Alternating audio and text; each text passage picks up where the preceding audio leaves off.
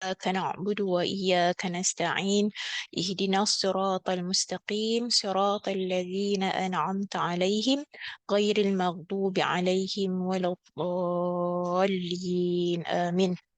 بسم الله الرحمن الرحيم.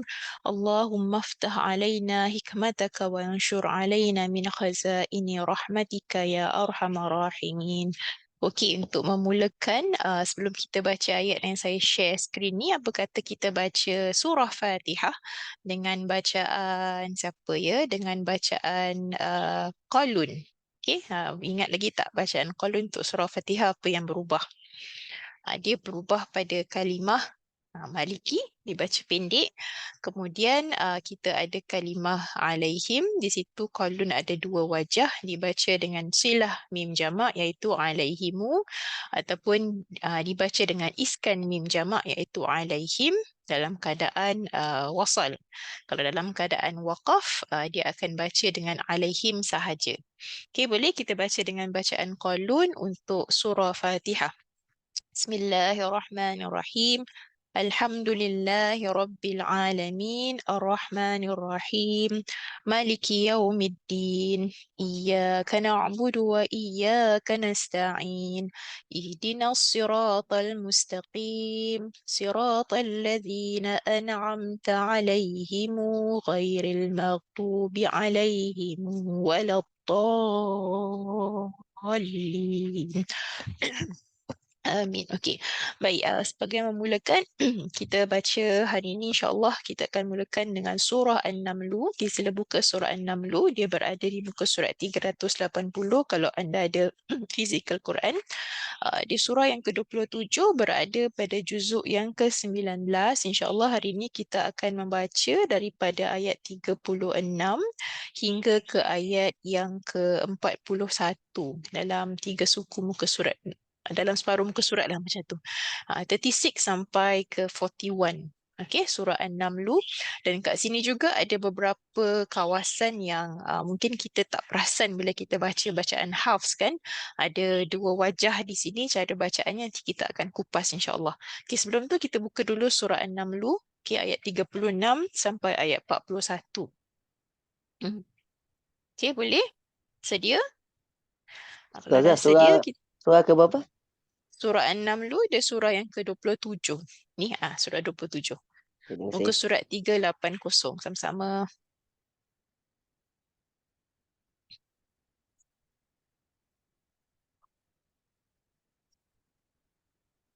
Tadi Fatihah qalun atau bazi qalun? Qalun. Kalau bazi dia satu wajah aje.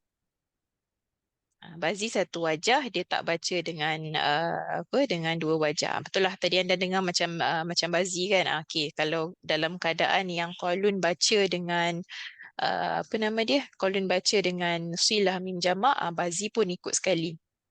Okay, good question. Baik, tadi saya baca surah Fatihah Maliki pendek. Lepas tu kita baca Alaihim dengan silah kan. Jadi dalam keadaan tu Qalun baca begitu dan Bazi pun tumpang sekali. Sebab Bazi dia tak baca dengan sin. Bazi baca dengan sod pada sirat.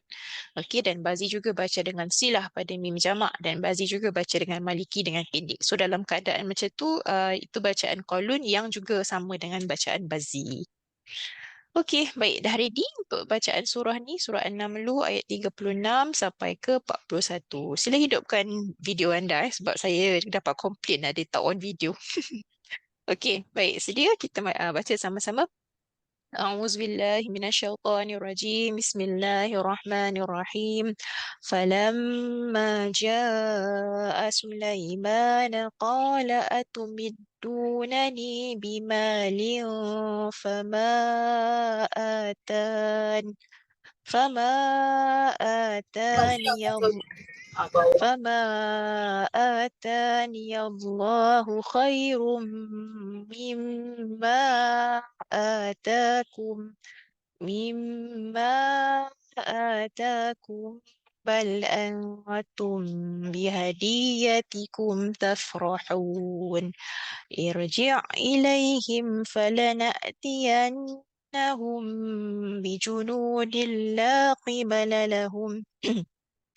لا قبل لهم بها ولنخرجنهم منها أذلة وهم صاغرون قال يا أيها الملأ أيكم يأتيني بعرشها قبل أن يأتوني مسلمين قال عفريت من الجن أنا آتيك به قبل أن تقوم من مقامك وإني عليه لقوي أمين قال الذي عنده علم من الكتاب أنا آتيك به قبل أن يرتد إليك طرفك فلما رآه مستقرا عنده قال هذا من فضل ربي ليبلوني أشكر أم أكفر ومن شكر فإنما يشكر لنفسه ومن كفر فإن ربي غني كريم قال نكروا لها عرشها ننظر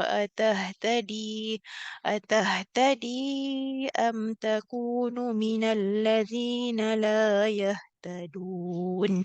Sadaqallahul Azim. Okay, baik. Kita lihat dulu tafsir ayat ni. Okey, silakan ayat 36 dan ayat 37. Okey, sebelum tu anda perhatikan perkataan atani Allah pada ayat 36 ni.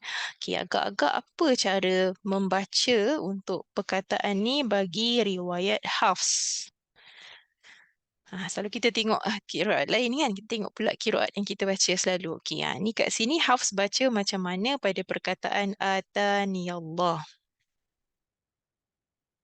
Wasal dibaca macam mana? Waqaf dibaca macam mana?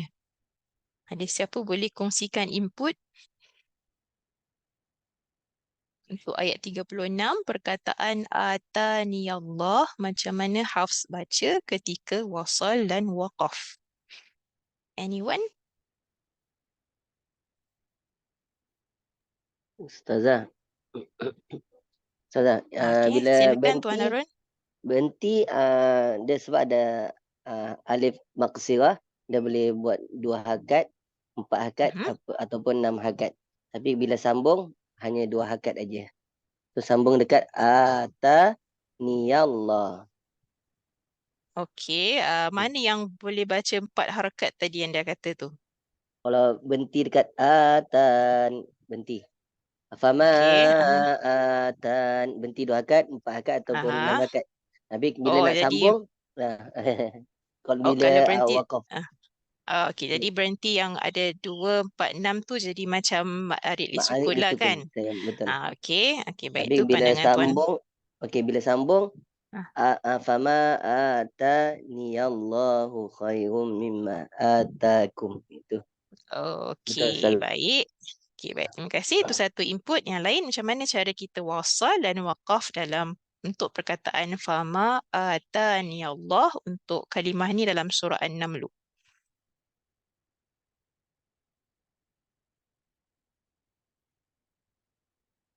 Ada? Ada sesiapa?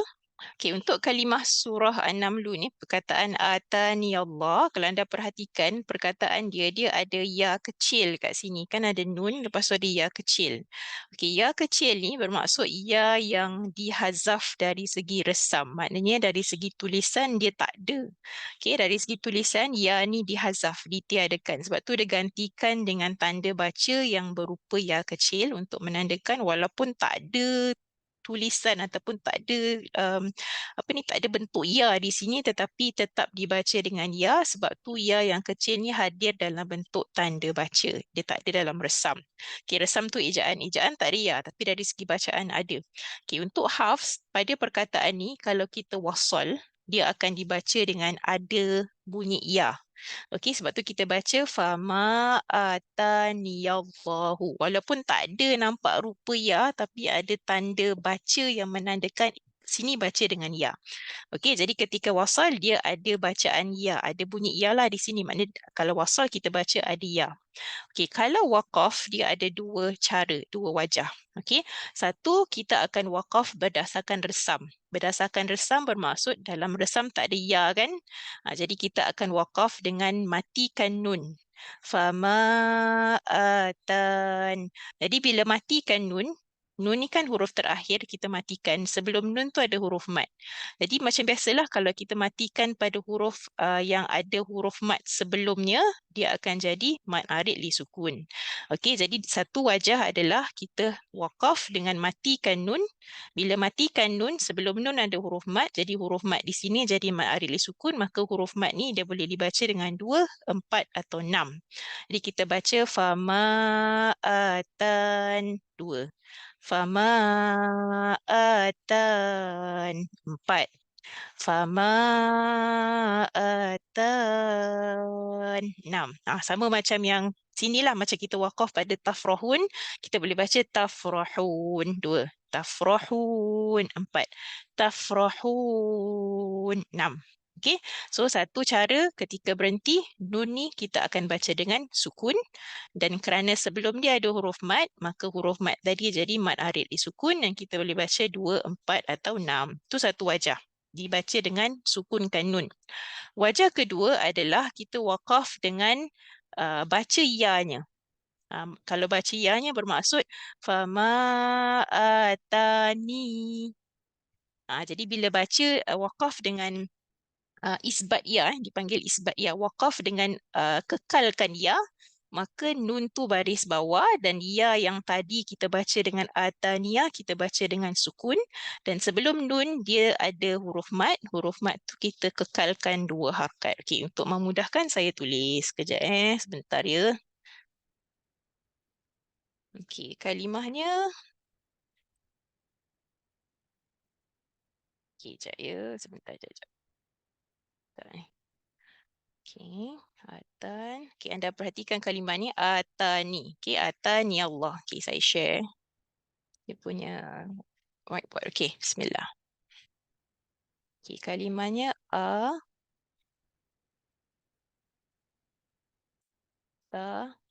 ni. Okey, ya tu tak ada. Ya yang anda nampak kecil ni adalah ya dalam bentuk dot ataupun dalam bentuk tanda baca. Saya letakkan color blue sebab dia bukan sebahagian resam.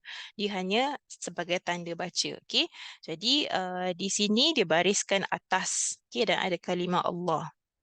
Okey, kemudian kalau anda wasal dalam keadaan wasal, okey, dibaca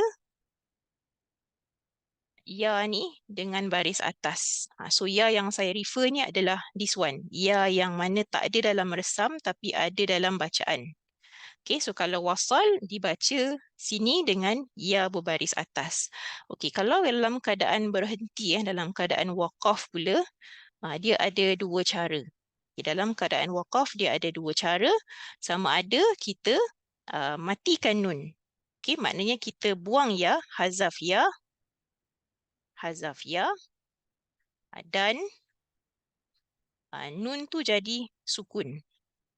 Okey, bila nun jadi sukun, huruf mat sebelum nun, sebelum nun yang sukun ni adalah 2, 4 atau 6. Ada jadi hukum apa? Hukum mat arid li sukun. Okey, boleh? Boleh follow. So ni saya letak bracket mat arid. Mat arid. Ustazah, yang apa maksud hazaf?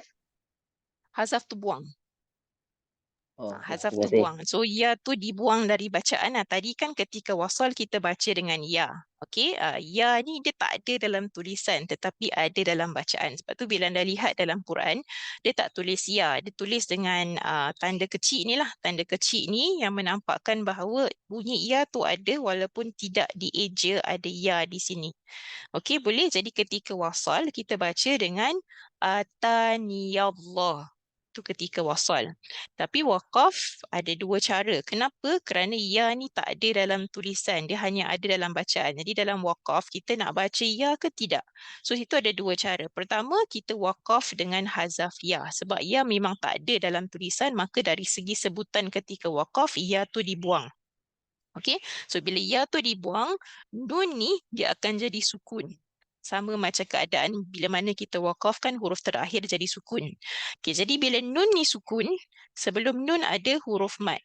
Alif kecil ni huruf mat lah. Jadi huruf mat ni jadi macam mana? Huruf mat ni sebelum nun yang sukun, dia kita baca dengan 2, 4 atau 6 macam hukum mat arid.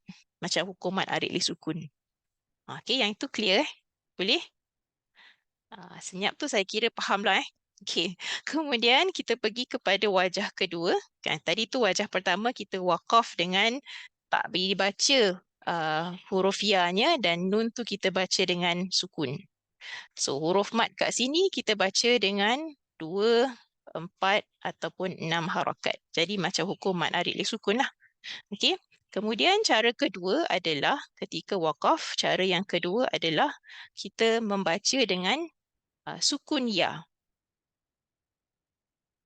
Okay, sekejap Saya jangan tulis macam ni nanti anda pening. Okay. Cara kedua adalah isbat ya. Isbat. Isbat tu bererti kekalkan. Okay, kalau hazaf tu opposite. Hazaf tu maknanya buang. So, cara kedua wakaf adalah isbat ya ataupun kekalkan ya dan dibaca ya sebagai sukun. Jadi, ya ni jadi huruf mat lah. Jadi huruf mat asli. Okey, sekejap seperti mat asli. Okey, jadi cara kedua adalah kita baca dengan ketika waqaf kita baca atani. Ya tu kekal dan ya tu jadi sukun. Boleh? Tu ketika wasal dan waqaf. Okey, ada pertanyaan setakat tu? Boleh? Okey tak? Senyap ni saya kira okey lah jadi ada dua cara kat situ ketika wakaf, yang mana kita wakaf sebagaimana dalam resam, iaitu dalam resam tak ada ya, ada nun, maka nun tu kita matikan. Bila nun tu mati, huruf mat sebelumnya dibaca 2, 4, 6 macam mat arid li sukun. Okay. Kemudian cara kedua adalah kita wakaf dengan isbatkan ya, sebab ketika wasal tadi kan ada bunyi ya, ketika wakaf kita wakaf dengan isbat ya, ya tu kekal dan ya tu kita baca dengan sukun. Seperti mat asli. Kita baca atani. Okey, dalam keadaan wasal senang. Dalam keadaan wasal sama seperti yang anda nampak dalam mushaf, iaitu ada tanda ya kecil berbaris atas, maka dibaca dengan ya baris atas ketika wasal. Okey, boleh? Ada soalan? Faham? Kalau tak ada, kita balik. Bila isbat tu 2 harakat lah ujung dia, mat asli. 2 harakat macam mat asli. Atani. Okey, dia tak dibuang ya-nya dan ya tu dimatikan. Okey, ada soalan lain? Tak ada, kita boleh balik kepada ayat tadi. Okey, silakan siapa nak kongsikan tafsir anda ayat 36 dan 37 surah An-Naml. Saya Ustazah. Silakan Tuan Harun. Maka tatkala utusan itu sampai kepada Sulaiman, Sulaiman berkata, apakah patut kamu menolong aku dengan harta? Maka apa yang diberikan Allah kepadaku lebih baik daripada apa yang diberikannya kepadamu. Tetapi kamu merasa bangga dengan hadiahmu. Kembalilah kepada mereka, sungguh kami akan mendatangi mereka dengan bala tentera yang mereka tidak kuasa melawannya. Dan pasti kami akan mengusir mereka dari negeri itu, iaitu negeri Sabak, dengan terhina dan mereka menjadi tawanan-tawanan yang hina dina. Okey, terima kasih. Di kat sini kalau anda perhatikan ada perkataan irji'. Dia ada hamzah wasal. Jadi kalau mana-mana perkataan bermula dengan hamzah wasal, lazimnya kita kena tengok huruf sebelah dia. Dia ada lam tak? Kalau dia hamzah wasal yang dalam bentuk alif lam, kalau dia start off perkataan tu kita kena baca dengan baris atas lah. Contoh macam perkataan al-mala'u kat sini. So al-mala'u bermula dengan hamzah wasal, sebelah dia ada lam. So hamzah wasal ni dia terikat dengan alif lam kat sini, maka kalau kita mulakan pada al-mala'u, hamzah wasal dibaca dengan baris atas. Okey.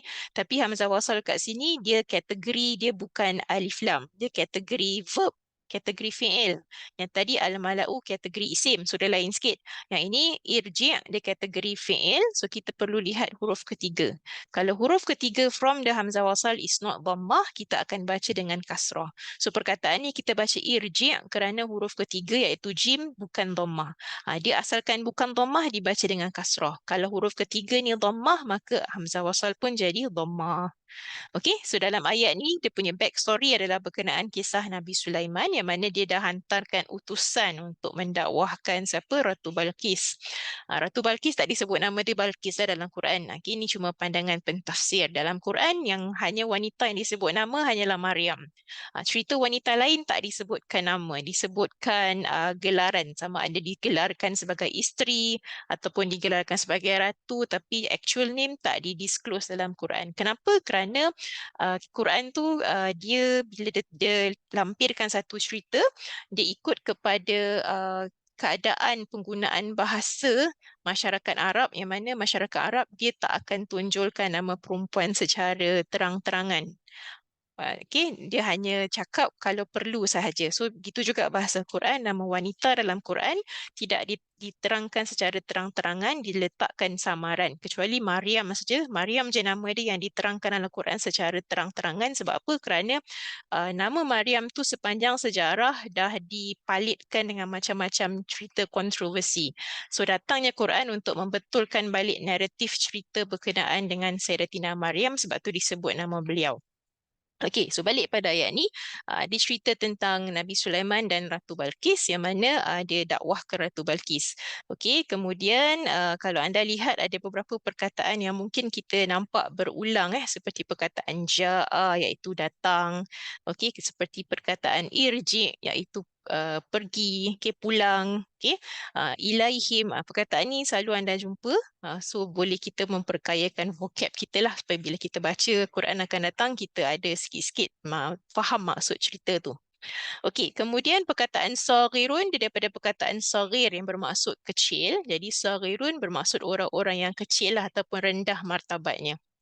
Baik, kita pergi terus pada ayat sebelah 38 dan 39. Okey, silakan sesiapa? Saya Ustazah. Silakan Puan Siti Mariam. Ya, Sulaiman berkata, "Wahai para pembesar, siapakah di antara kamu yang sanggup membawa singgasananya kepadaku sebelum mereka datang kepadaku dan menyerahkan diri?" Ifrit daripada golongan jin berkata, "Aku akan membawanya kepadamu sebelum engkau berdiri daripada tempat dudukmu, dan sesungguhnya aku kuat melakukannya dan dapat dipercaya." Okey, baik, terima kasih. So, bila Nabi Sulaiman offer siapa yang boleh bawa singgahsana ataupun throne daripada Sheba, daripada apa ni, mana Yaman kan, Queen of Sheba punya throne, siapa yang boleh bawa, maka yang volunteer adalah Ifrit. So, Ifrit adalah salah satu daripada kalangan jin. Okey, kat sini ada perkataan jin. Dalam Quran anda akan jumpa perkataan yang seakan-akan perkataan jin, yang ada huruf jim, nun dan nun dalamnya. So perkataan jin dia ada huruf jim dan nun. Dan nun ni ada tasydid kan. So huruf bertasydid bermaksud huruf tu ada dua yang bertindih dalam satu.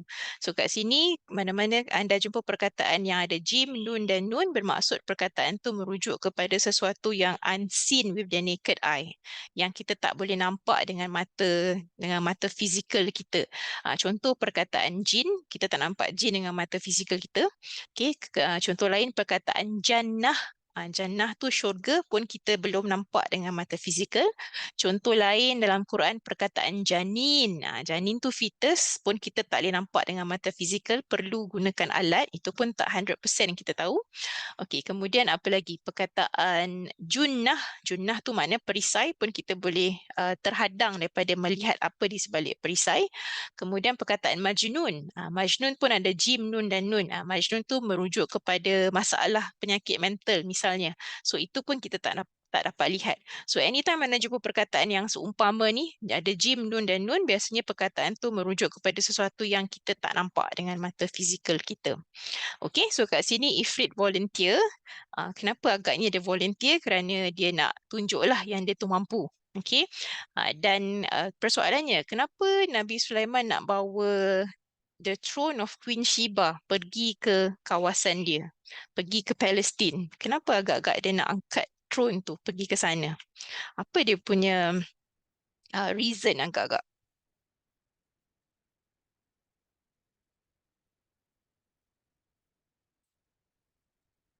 Ustazah, sebab dia nak tunjukkan yang putri bahawasanya yang ini semua kuasa daripada Allah Subhanahu Wa Taala.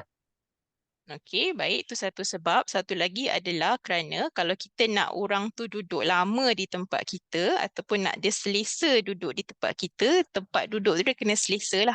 Dan apa yang lebih selesa kalau you angkut sendiri tempat duduk yang dia memang selesa duduk, bawa tempat you. Itu satu. Satu lagi untuk menampakkan yang you kena jalan jauh nak sampai tempat sini tapi you punya barang kita dah angkut awal-awal you dah sampai lebih dulu daripada you. So itu untuk menampakkan bahawa Nabi Sulaiman tu ada kekuasaan yang lebih lagi lah daripada Ratu Balkis. Tu antara sebabnya. Okey, kita lihat pada mana ayat terakhir ayat 41, ayat 40 dan 41, kita tengok tafsirnya. Qala allazi 'indahu 'ilmun, dan kat sini kita ada dua tempat yang ada perkataan ana. Tadi ana di ayat 39 dan ana di ayat 40. Okey, kenapa agaknya perkataan ana alifnya ada tanda bulat penuh di atas? Apa maksud tanda bulat penuh di atas huruf alif ni? Kalau dalam bacaan Hafs lah, kita nak baca macam mana ana ni? Ustazah, dia satu hakat. Itu kena tashil, buang. Dia ada satu hakat tu menandakan yang saya, ana. Okey, dia Betul? tasil satu harakat ketika mana? Ketika sambung, wasal. Okey, kalau kita wasal, kita baca pendek lah, kita baca satu harakat kan. Alif tu kira zero value lah, senang nak faham. Kalau wasal, alif ni zero value. So kita tak panjangkan. Okey, kalau waqaf, kita nak baca macam mana? Waqaf kita amat asli, ana. Ya, kalau waqaf, so tepat ni, mana-mana alif yang anda jumpa dalam Quran yang sebegini, yang ada tanda bulat di atas, ketika wasal dia tak panjang. Okey, dibaca satu harakat. Ketika wasal satu harakat, tak panjang. Kita baca ana atika. Tapi katalah anda berhenti pada perkataan yang hujungnya ada alif bertanda bulat ni, baru anda panjangkan ketika berhenti. Contoh, anda berhenti pada minal jinni ana. Baru panjangkan dua harakat macam mad asli di sini. Okey, baik, kita lihat last part, ayat 40 dan 41. Silakan. Siapa? Saya baca Ustazah. Seorang yang Puan Nurmaya. Seorang yang mempunyai ilmu dari kitab berkata, aku akan membawa singgasana itu kepadamu sebelum matamu berkedip. Maka ketika dia Sulaiman melihat singgasana itu terletak di hadapannya, dia pun berkata, ini termasuk karunia Tuhanku untuk mengujiku. Apakah aku bersyukur atau mengingkari nikmatnya? Barang siapa bersyukur, maka sesungguhnya dia bersyukur untuk kebaikan dirinya sendiri.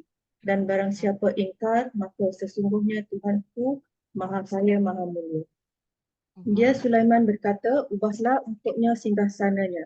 Kita akan melihat apakah dia Balkis mengenali atau tidak mengenalnya lagi. Okey, baik. Terima kasih Puan Nurmaya. Okay, so bahagian akhir ni disebutkan berkata seorang lagi hamba Allah yang dia bukan golongan jin, dia manusia, tapi orang yang sangat alim ataupun orang yang wara' lah, senang kita cakap. Dia kata, aku boleh datangkan singgasana tu ataupun the throne of Sheba ni sebelum kamu mengelipkan mata.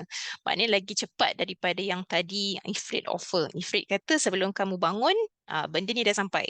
Tapi orang ni kata lagi express daripada tu, sebelum kamu kelipkan mata, benda ni, singgasana ni akan sampai. Okey, jadi kat sini kenapa Allah abadikan dua dialog ni untuk menyatakan bahawa kalau kita dekat dengan dia, dari sudut ibadah, dari sudut taqwa, kita akan lebih baik daripada makhluknya yang lain-lain seperti jin dan malaikat, walaupun mereka tu dicipta dengan dia punya superpower yang tersendiri yang manusia tak mampu miliki. Macam jin boleh terbang, macam malaikat boleh terbang dan sebagainya. Kita tak boleh. Tapi kerana ketakwaan tu lebih baik daripada makhluk Allah yang lain yang dari segi fizikal mereka tu lebih so-called ada kuasa berbanding manusia. Okey, so itu sebab kenapa diletakkan ayat ni dalam surah ni untuk menerangkan tentang level ketakwaan tu sebenarnya lebih Allah pandang. Okey, dan rasa itu sahaja. Dan kalau anda lihat kat sini, just to recap pada ayat yang tadi kita baca, verse 36, perkataan atani Allah, ketika wasal anda akan baca ya, walaupun ya tu tak ditulis tetapi ada dalam bacaan. Ketika wasal ada bunyi ya. Ketika anda waqaf, anda boleh baca dengan dua cara. Sama ada anda baca atani, kita panjangkan ya ni. Okay, ya tadi itu yang tak ada dalam tulisan tapi ada dalam bacaan, anda sukunkan ya dan panjangkan, ataupun anda sukunkan nun dan ya tu ditiadakan, dan bila sukunkan nun huruf mat sebelumnya kita boleh baca macam kita baca mat arid li sukun, iaitu kita baca fama atan dua harkat, fama atan empat, ataupun fama atan enam. Okey, jadi dia ada dua cara ketika wakaf. Baik, ada apa-apa yang anda nak tanya setakat tu?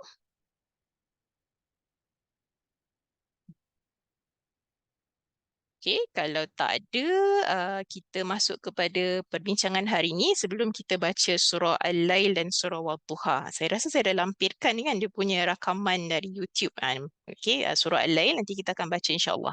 Okey, baik, sebelum tu kita masuk dulu kepada diskusi hari ini sebentar ya. Okay, hari ini minggu yang kelima. Okay, sebelum tu ada apa-apa anda nak tanya daripada minggu-minggu sudah? Kalau nak tanya apa-apa silakan. Ada? Okay, kalau tak ada mungkin saya tanyalah. Okay, kalau dari minggu yang lepas kita dibincangkan tentang bacaan hafz kan? Okay, kenapa agaknya bacaan hafz tu lebih popular berbanding dengan bacaan para imam yang lain? Sedangkan ada banyak kan imam dengan riwayat yang ada, tapi kenapa bacaan hafz tu lebih dikenali berbanding yang lain? Apakah faktor yang menyebabkan bacaan hafz tu popular seantero dunia? Okay, ada sesiapa yang boleh berikan input?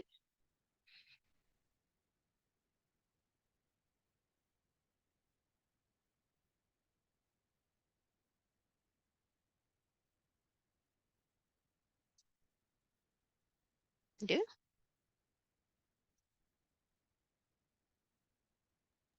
Tidak banyak imalah. Dia tak ada imalah, cuma satu je. Okey, baik. Itu satu sebab dia tak ada imalah di tempat mana-mana kecuali satu, iaitu pada perkataan majreha. Itu je yang imalah. Lain daripada tu, apa yang menyebabkan bacaan hafz lebih dikenali berbanding para imam yang lain?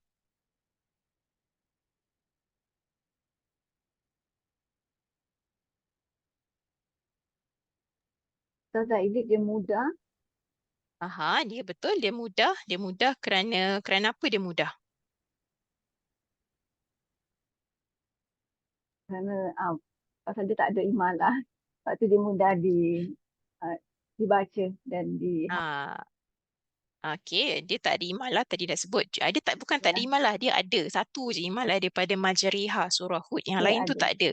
Okey, kemudian bacaan hafz juga dia tak banyak perubahan pada tempat-tempat yang ada huruf hamzah. Kalau imam lain ada huruf hamzah, sama ada hamzah tu diibdal, litasil dan sebagainya, tapi hafz tak macam tu. Okey, yang ada naqal pada hamzah pun satu je pada perkataan bi'salismu. Di yang lain tu dia akan baca sebagaimana biasa. Okay, itu satu sebab bacaan dia mudah dan tak banyak perubahan dari sudut sebutan. Satu lagi sebab adalah kalau kita lihat lebih ramai yang mengajar dengan bacaan hafz berbanding riwayat yang lain, dan kebanyakan mushaf yang dicetak pun atas bacaan hafs. Okey, dan juga kalau kita lihat Quran yang dirakam secara audionya pun kebanyakan adalah bacaan hafs. Baru sekarang-sekarang ni lah kita jumpa banyak audio dengan bacaan imam yang lain, tapi itu pun tak sebanyak bacaan hafs. Jadi apakah yang menyebabkan dia lebih dikenali? Kerana lebih ramai mengajarkan bacaan hafs dan lebih banyak kirakan study material ataupun bahan mengajar dalam bacaan hafs. Juga satu lagi kerana bacaannya lebih mudah kerana tak banyak perubahan bunyi dari sudut sebutan di situ. Okey, so good sebabnya. Okey, kemudian soalan satu lagi, apakah syarat-syarat yang diletakkan oleh Ibn Mujahid ketika dia filter ataupun ketika dia menapis qiraat yang sahih dengan yang bukan sahih ataupun dengan yang syaz? So, apa tiga syarat yang dia letakkan, yang mana kalau tak ada mana-mana syarat ni, qiraat tu akan jadi qiraat yang syaz. So, apa syarat dia?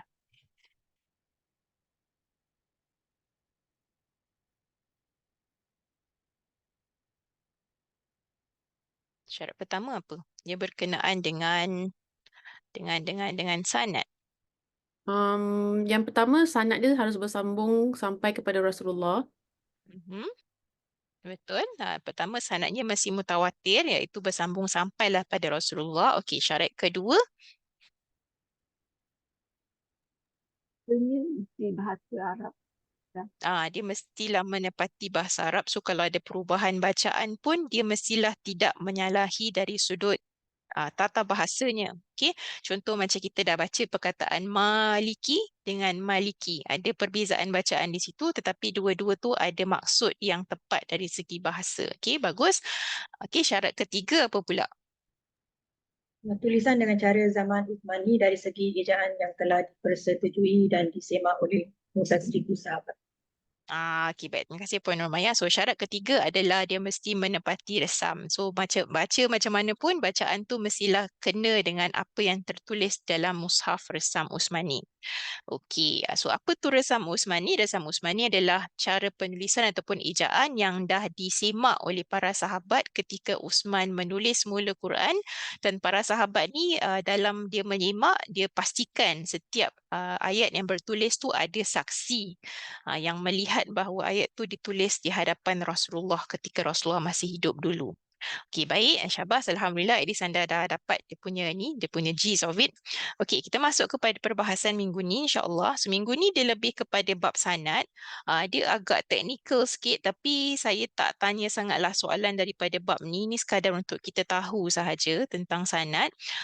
Tentang macam manakah mereka trace balik qiraat ni kepada siapa yang mengajar dan sebagainya, serta dia punya guru dan juga murid ataupun imam dan juga rawi. Ada setengah rawi akan berguru langsung dengan imam. Contoh macam Imam Nafi', rawinya iaitu Qalun dan Warsh, mereka belajar langsung dengan beliau. Okey, dan kita tahu bahawa setiap imam qiraat ni dia ada ramai anak murid. Cuma dalam ramai-ramai tu, para ulama qiraat ketika menyusun dan mengumpulkan qiraat yang sahih, dia hanya memilih dua yang terbaik dari sekian ramai murid seseorang imam. Okey, dan murid yang dipilih tu itu diletakkan sebagai nama rawi ataupun bacaan murid tu dinamakan sebagai riwayat. Jadi yang selalunya diambil adalah murid yang berguru langsung dengan imam yang menjadi rawi imam berkenaan. Contoh macam Nafi', rawinya Qalun dan Warsh adalah murid beliau. Okey, kemudian ada juga imam yang mana rawi yang diangkat menjadi rawinya bukan berguru langsung dengan dia, tetapi dia datang selepas imam tu wafat dan murid tu dia berguru dengan orang lain yang pernah meriwayatkan bacaan imam tadi. Contoh kalau kita lihat bacaan Ibn Katsir, kalau anda lihat biografi kan ada lampiran tentang nama imam kan, kalau anda lihat lampiran nama imam tu Ibn Katsir, dia dah wafat. Tapi muridnya yang menjadi so-called rawinya, yang diangkat menjadi rawi itu, tidak hidup sezaman dengan dia. So Bazi dengan Kunbul bukan murid Ibn Katsir secara langsung. Mereka tak sempat pun jumpa Ibn Katsir. Tetapi tetap diangkat menjadi rawi kerana mutu bacaan mereka ataupun kredibiliti mereka jauh lebih baik daripada orang-orang yang meriwayatkan langsung daripada Ibn Katsir. Okey, so ada dua jenis rawi. Satu rawi yang belajar langsung dengan imam. Satu lagi rawi yang dia meriwayatkan daripada orang lain yang mana mereka tu pernah berguru dengan Ibn Katsir, dengan seseorang imam, tetapi yang diangkat menjadi rawi adalah murid-murid yang datang generasi selepas kewafatan imam tadi kerana mutu mereka lebih baik daripada orang yang datang pada generasi ketika imam itu masih hidup. Okay, so ada dua jenis rawi di situ. Alright, so perbincangan minggu ni adalah berkenaan dengan apa tu qiraat, riwayat dan tariq. So qiraat tu selalunya adalah istilah yang merujuk kepada imam tadi, imam qiraat tadi. Riwayat pula dia adalah orang yang datang selepasnya, yang meriwayatkan lah. Okay, riwayat tu adalah orang yang datang selepas imam dan tariq tu adalah yang datang selepas pada rawi bagi imam berkenaan. Dia sebenarnya seperti satu jalur yang panjang. Jadi yang ini kenapa nama dia berbeza? Kerana dia lihat kepada timeline masa yang berbeza. So qiraat refer pada imam, riwayat refer kepada murid-murid ataupun orang-orang yang meriwayatkan daripada imam tadi, dan tariq refer kepada orang yang datang selepas pada orang yang meriwayatkan dari bacaan imam berkenaan. Okey, boleh? Dapat tangkap? Okey, boleh sebab Tak takut dapat. nanti anda pening apa yang lainnya. Tak dapat Ustazah. Saya. Jadi fungsi torik tu apa Ustazah? Fungsi tariq tu untuk kita trace orang ni dari segi sanad dia berada di mana. Okey, contoh macam kita lihat sanad kan sanad tu daripada Rasulullah sampai pada kita kan. Kita nak tengok orang ni dia berada adakah dia berada di bahagian atas yang mana mereka dekat dengan Rasulullah ataupun mereka berada di tengah atau mereka berada di sebelah bawah. Jadi tariq biasanya datang lebih jauh daripada bahagian riwayat dan qiraat. Okey, maknanya mereka datang di sebelah bawah daripada sanad itulah. Itu maksud tariq. Kenapa dinamakan dengan nama berbeza? Kerana untuk membezakan di mana tingkatan mereka dalam sesebuah sanad. Okay, kenapa mesti nak bezakan? Kerana kita nak tahu timeline mereka tu berada di mana. Dari segi faktor sejarah tu dia berada di mana. Jadi kita nak tahu adakah kalau katalah dalam kita nak lihat satu sanad dia macam pokok tau. Anda bayangkan macam pokok.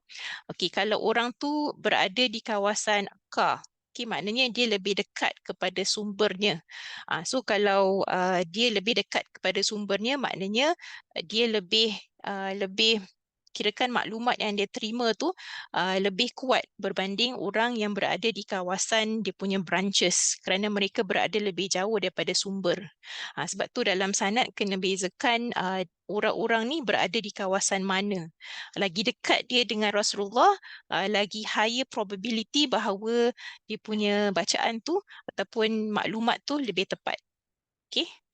Tu dia punya sebab kenapa ada perbezaan istilah di situ.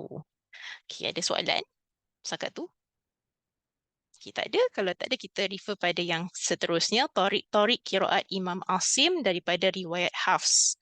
Okay, tariq maknanya orang-orang yang meriwayatkan daripada Hafs lah. Okay, tadi kan Hafs kan meriwayatkan daripada Asim. So, orang lain yang datang selepas Hafs, yang meriwayatkan selepas Hafs dinamakan sebagai tariq. Tariq tu bermaksud jalan. Okay, jalan-jalan. Maknanya dia pecahan daripada bacaan Hafs tadi. Siapakah yang membawa bacaan Hafs selepas pada Hafs. Okey, perbezaan yang terdapat pada tariq riwayat Hafs daripada Asim. Beza ni bukan beza apa. Dia beza dari sudut berapa harakat panjang biasanya. Misalnya kalau kita belajar tajwid kan, bacaan Hafs, kita tahu bahawa kalau mad jaiz munfasil, kita boleh baca 4 harakat dan boleh baca 5 harakat. Tapi nanti kalau kita belajar lebih detail tentang tariq-tariq yang ada dalam bacaan Hafs, di situ ada juga pandangan lain yang mengatakan selain daripada 4 atau 5 harakat untuk mad jaiz munfasil, Hafs pun boleh baca dengan 2 harakat ataupun 3 harakat pada mad jaiz munfasil. Sebab tu bila anda dengar rakaman bacaan especially Imam Masjidil Haram, bila mana mereka baca Mat Jaiz Munfasil, mereka ada tendensi untuk membaca 2 harkat kerana mereka membawa bacaan tu dalam solat. Jadi mana-mana yang boleh dipendekkan, dia akan dibaca pendek lah kerana untuk memudahkan para jemaah yang ikut dia. Okey, so setakat ni ada soalan tak? Mungkin agak pening ke apa nama istilah ni. Jadi kalau dinamakan qiraat bermaksud dia refer kepada imam. Bila disebut sebagai riwayat, refer kepada murid ataupun orang yang datang selepas pada imam tadi. Dan kalau kita refer kepada turuk, bermaksud orang yang datang selepas pada rawi bagi imam berkenaan. Okey, kenapa tak diletakkan nama sahabat? Kerana satu, sahabat ada yang meriwayatkan lebih daripada satu qiraat. Kedua, kita perlu ingat bahawa qiraat ni mula dibukukan secara komprehensif pada zaman Ibn Mujahid. So Ibn Mujahid zaman beliau adalah zaman selepas sahabat. So zaman beliau yang masih hidup adalah para imam qiraat ni. Jadi dia kumpulkan daripada para imam qiraat dan sanad mereka sampai pada Rasulullah, tetapi dalam dia nak menamakan qiraat tu, dia akan menamakan bersempena nama imam yang mengajar qiraat tadi, bukan nama sahabat, sebab sahabat ada yang mengajar lebih dari satu qiraat, dan itu satu sebab. Satu lagi kerana dia tak hidup sezaman dengan sahabat, maka dia letakkan nama imam qiraat sebagai dia punya sandaran yang paling dekat untuk dia refer. Okey, boleh?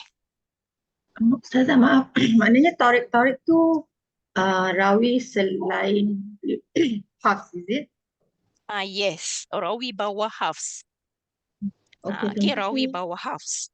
Okey, sekejap saya drawkan something. Hope it can explain to you further. Sekejap ya, ni saya padam. Oh, saya save ni. Okay, I save this one first.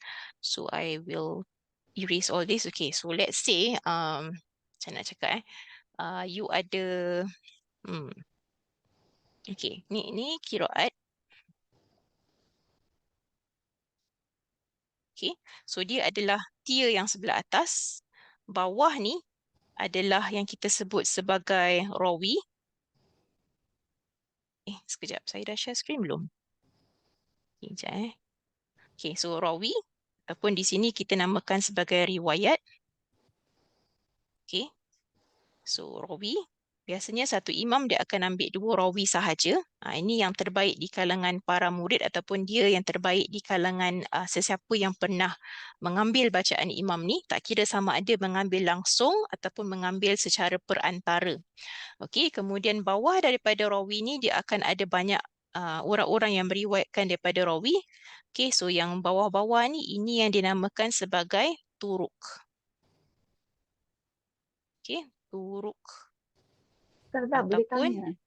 ya saya ataupun tarik.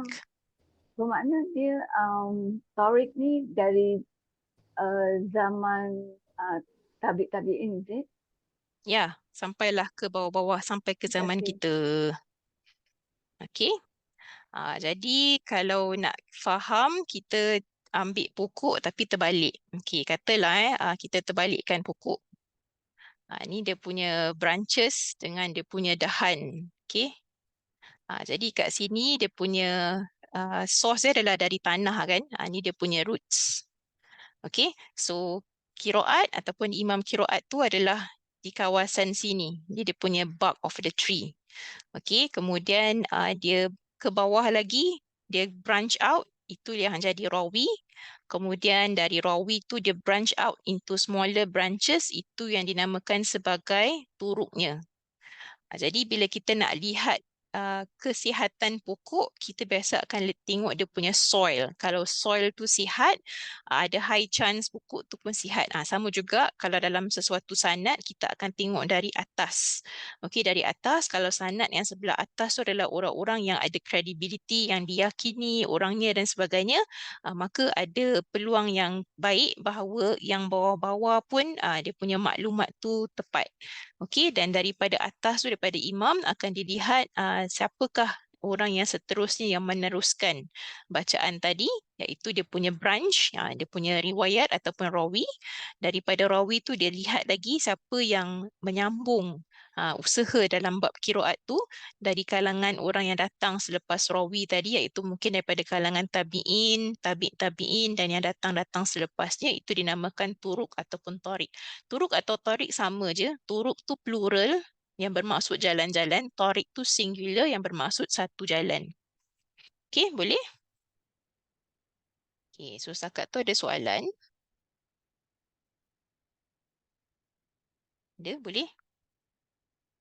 Okay, kalau tak ada, so kita patah balik kepada tadi itulah yang kita tengok nota kita. Okay. Okay, baik. So kita masuk kepada bahagian perbezaan yang terdapat pada tariq-tariq riwayat Hafs daripada Asim. Dah selesai.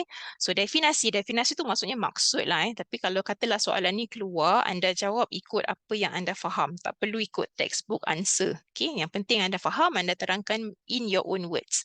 So qiraat dari sudut bahasa adalah bacaan. Semua bacaan tu secara jamak ataupun plural namanya qiraat. Qiraat tu adalah plural term untuk qiraah. Okey, dari sudut istilah bermaksud setiap bacaan yang disandarkan kepada salah seorang qari tertentu. So qari tu refer kepada imam lah, imam yang mengajarkan bacaan tadi. Maka kita akan mendengar istilah qiraat Asim. So qiraat Asim dia bersandarkan bacaan daripada Imam Asim yang merupakan seorang qari. Okey, so qiraat Nafi', qiraat Ibn Katsir dan sebagainya itu disandarkan kepada imam yang mengajarkan qiraat berkenaan. Okey, mereka adalah para imam yang menjadi sumber qiraat tertentu. Okey, kenapa diletakkan nama imam? Kerana bila qiraat tu dikumpulkan dan dibukukan adalah pada zaman ketika mana nama-nama ni kebanyakannya masih hidup. So mereka lagi dekat kepada yang mengumpulkan, iaitu yang mula-mula mengumpulkan seperti Ibn Mujahid berbanding dengan zaman para sahabat. Kerana pada masa tu zaman para sahabat dah selesai, dah masuk zaman tabi'in. Kebanyakan sahabat dah tak ada. Jadi bila dia nak kumpulkan dan bila dia nak check, nak kirakan nak cross check bacaan tu, dia akan melihat pada siapakah yang masih hidup yang mengajarkan qiraat pada zaman tadi. Kemudian barulah mereka trace back dari zaman sahabat kepada zaman Rasulullah. Okey, boleh faham? Okay, itu tentang qiraat. Kemudian masuk tentang bab riwayat. So riwayat adalah sesuatu yang disandarkan kepada perawi atau orang yang mengutip ataupun yang mengambil qiraat daripada imam qiraat tertentu. Senang cakap, riwayat ni adalah bacaan para murid ataupun bacaan orang-orang yang pernah belajar bacaan imam yang tadi kita sebut di atas. Okey, tu riwayat. So dia second tier. Dia datang di bawah daripada qiraat. Datanglah riwayat. Riwayat tu adalah yang meriwayatkan daripada para imam. Kemudian para imam qiraat memiliki murid-murid yang melalui mereka ilmu qiraat tersebut tersebar. Okey, contoh macam riwayat Warsh daripada Imam Nafi', riwayat Hafs daripada Imam Asim, riwayat Ibn Wardan daripada Imam Abu Ja'far dan sebagainya. So bawah ni baru anda nampak tariq. So tadi diterangkan tentang rawi dan riwayat kan. So atas ni yang anda nampak nama macam Warsh, Hafs ni mereka dalam kategori perawi ataupun dalam kategori level riwayat. Okay, bawah daripada tu, tariq ataupun turuk secara bahasa bererti jalur ataupun jalan. Okay, maksudnya adalah rangkaian sanad, iaitu para perawi yang berakhir pada seorang perawi daripada imam qiraat ataupun guru bacaan Al-Quran tertentu. Jadi rangkaian yang datang selepas pada kategori perawi ataupun riwayat, bawah tu adalah kategori turuk ataupun tariq. Siapakah yang datang selepas pada perawi imam, mereka tu dalam kategori tariq ataupun turuk. Okey, boleh faham? Jadi kat sini dituliskan contoh, istilah ni digunakan untuk menunjuk apa yang diriwayatkan oleh seorang qari dari generasi yang lebih akhir.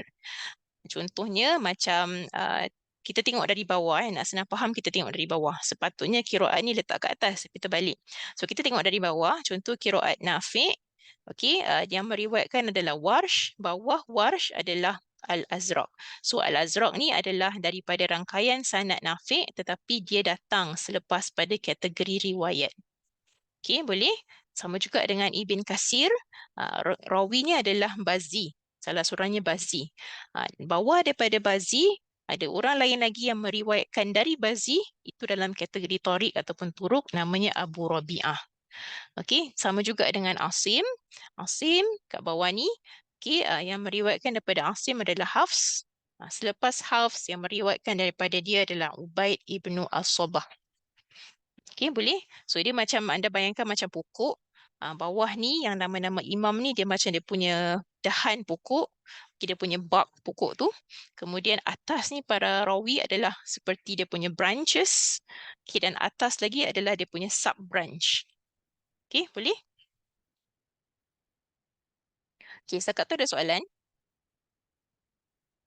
Tak ada, sikit lagi sebelum kita berhenti untuk rehat. So istilah ni digunakan untuk memastikan kesahihan bacaan yang mereka ambil tanpa sebarang perubahan daripada kesinambungan guru-guru mereka yang terdiri daripada qiraat, riwayat dan tarik sampai kepada Rasulullah.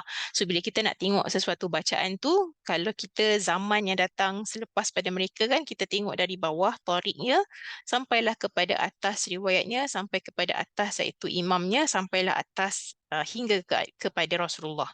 Okey, so kita akan screen daripada bawah ke atas. Ada juga yang screen daripada atas ke bawah. Tak kiralah mana-mana, yang penting kita boleh tengok dia punya perkembangan setiap zaman. Barulah kita boleh nampak qiraat tu datang dari siapa dan sampai kepada siapa, sampailah kepada kita. Okey, so kenapa perlunya benda ni? Untuk trace balik siapakah yang membawa bacaan ni supaya kita boleh tahu bahawa yang meriwayatkan semua tu ada credibility tertentu, dan kat situlah kita pastikan ataupun kat situlah para ulama pastikan kesahihan sesuatu bacaan. Okey, terus. Kesemua qiraat, riwayat dan tarik ni diterima sah dari Rasulullah kerana kesinambungan. Kesinambungan maknanya dia punya sanad tu bersambung. Dia tak terputus kat mana-mana. Okey, tak terputus tu bererti daripada satu zaman ke satu zaman dia ada link. Okay, kalau kita nak tahu information tu tepat ataupun tidak, kita kena pastikan yang sampaikan information dengan yang menerima information tu adalah orang yang hidup satu zaman.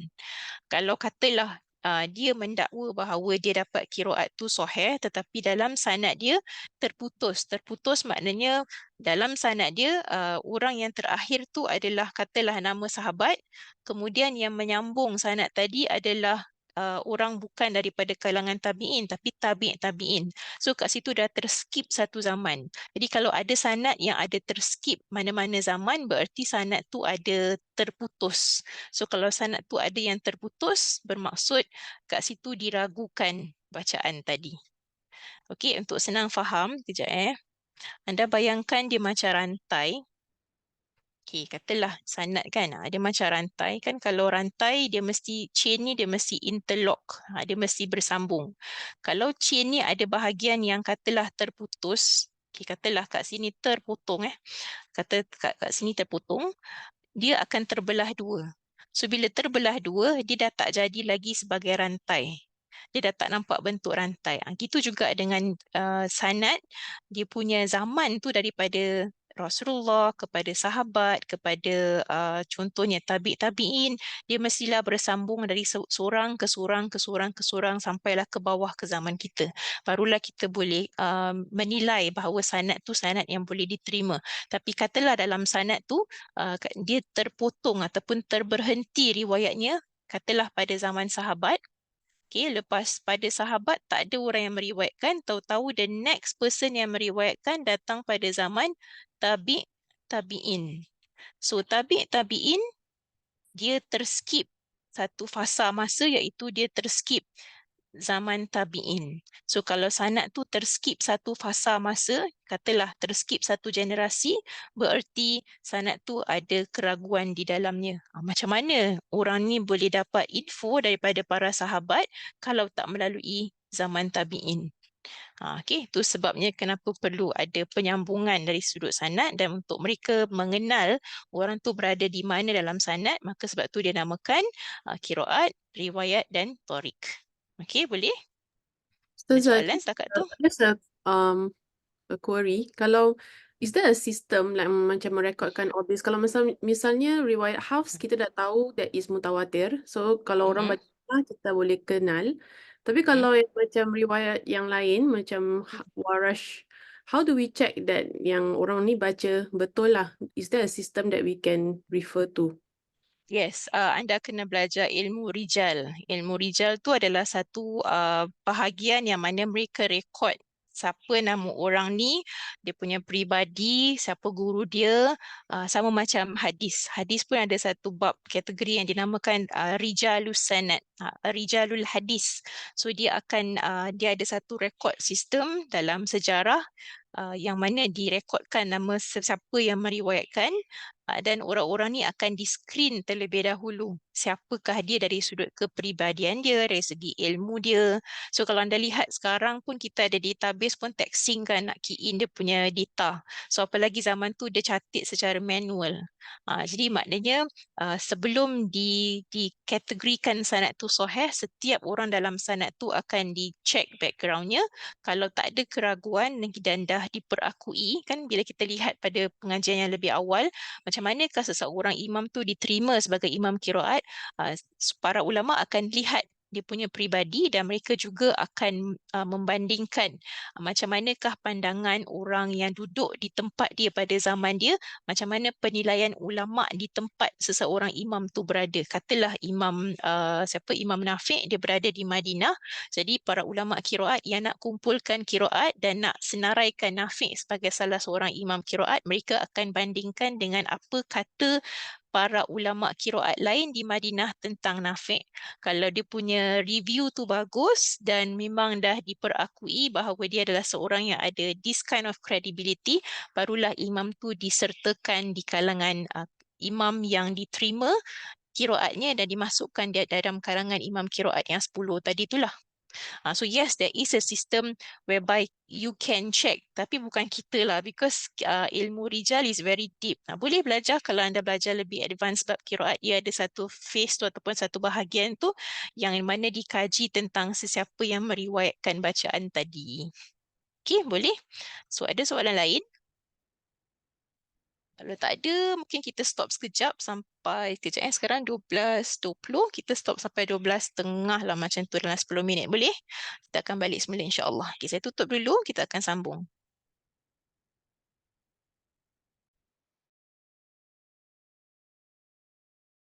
Okay, tadi kita dah bincang tentang qiraat, riwayat dan turuk. Okay, kita akan masuk semula kepada nota yang ada. Okay, setakat yang kita bincang ni ada apa-apa anda nak tanya? Tak ada, saya assume sebagai dah faham lah.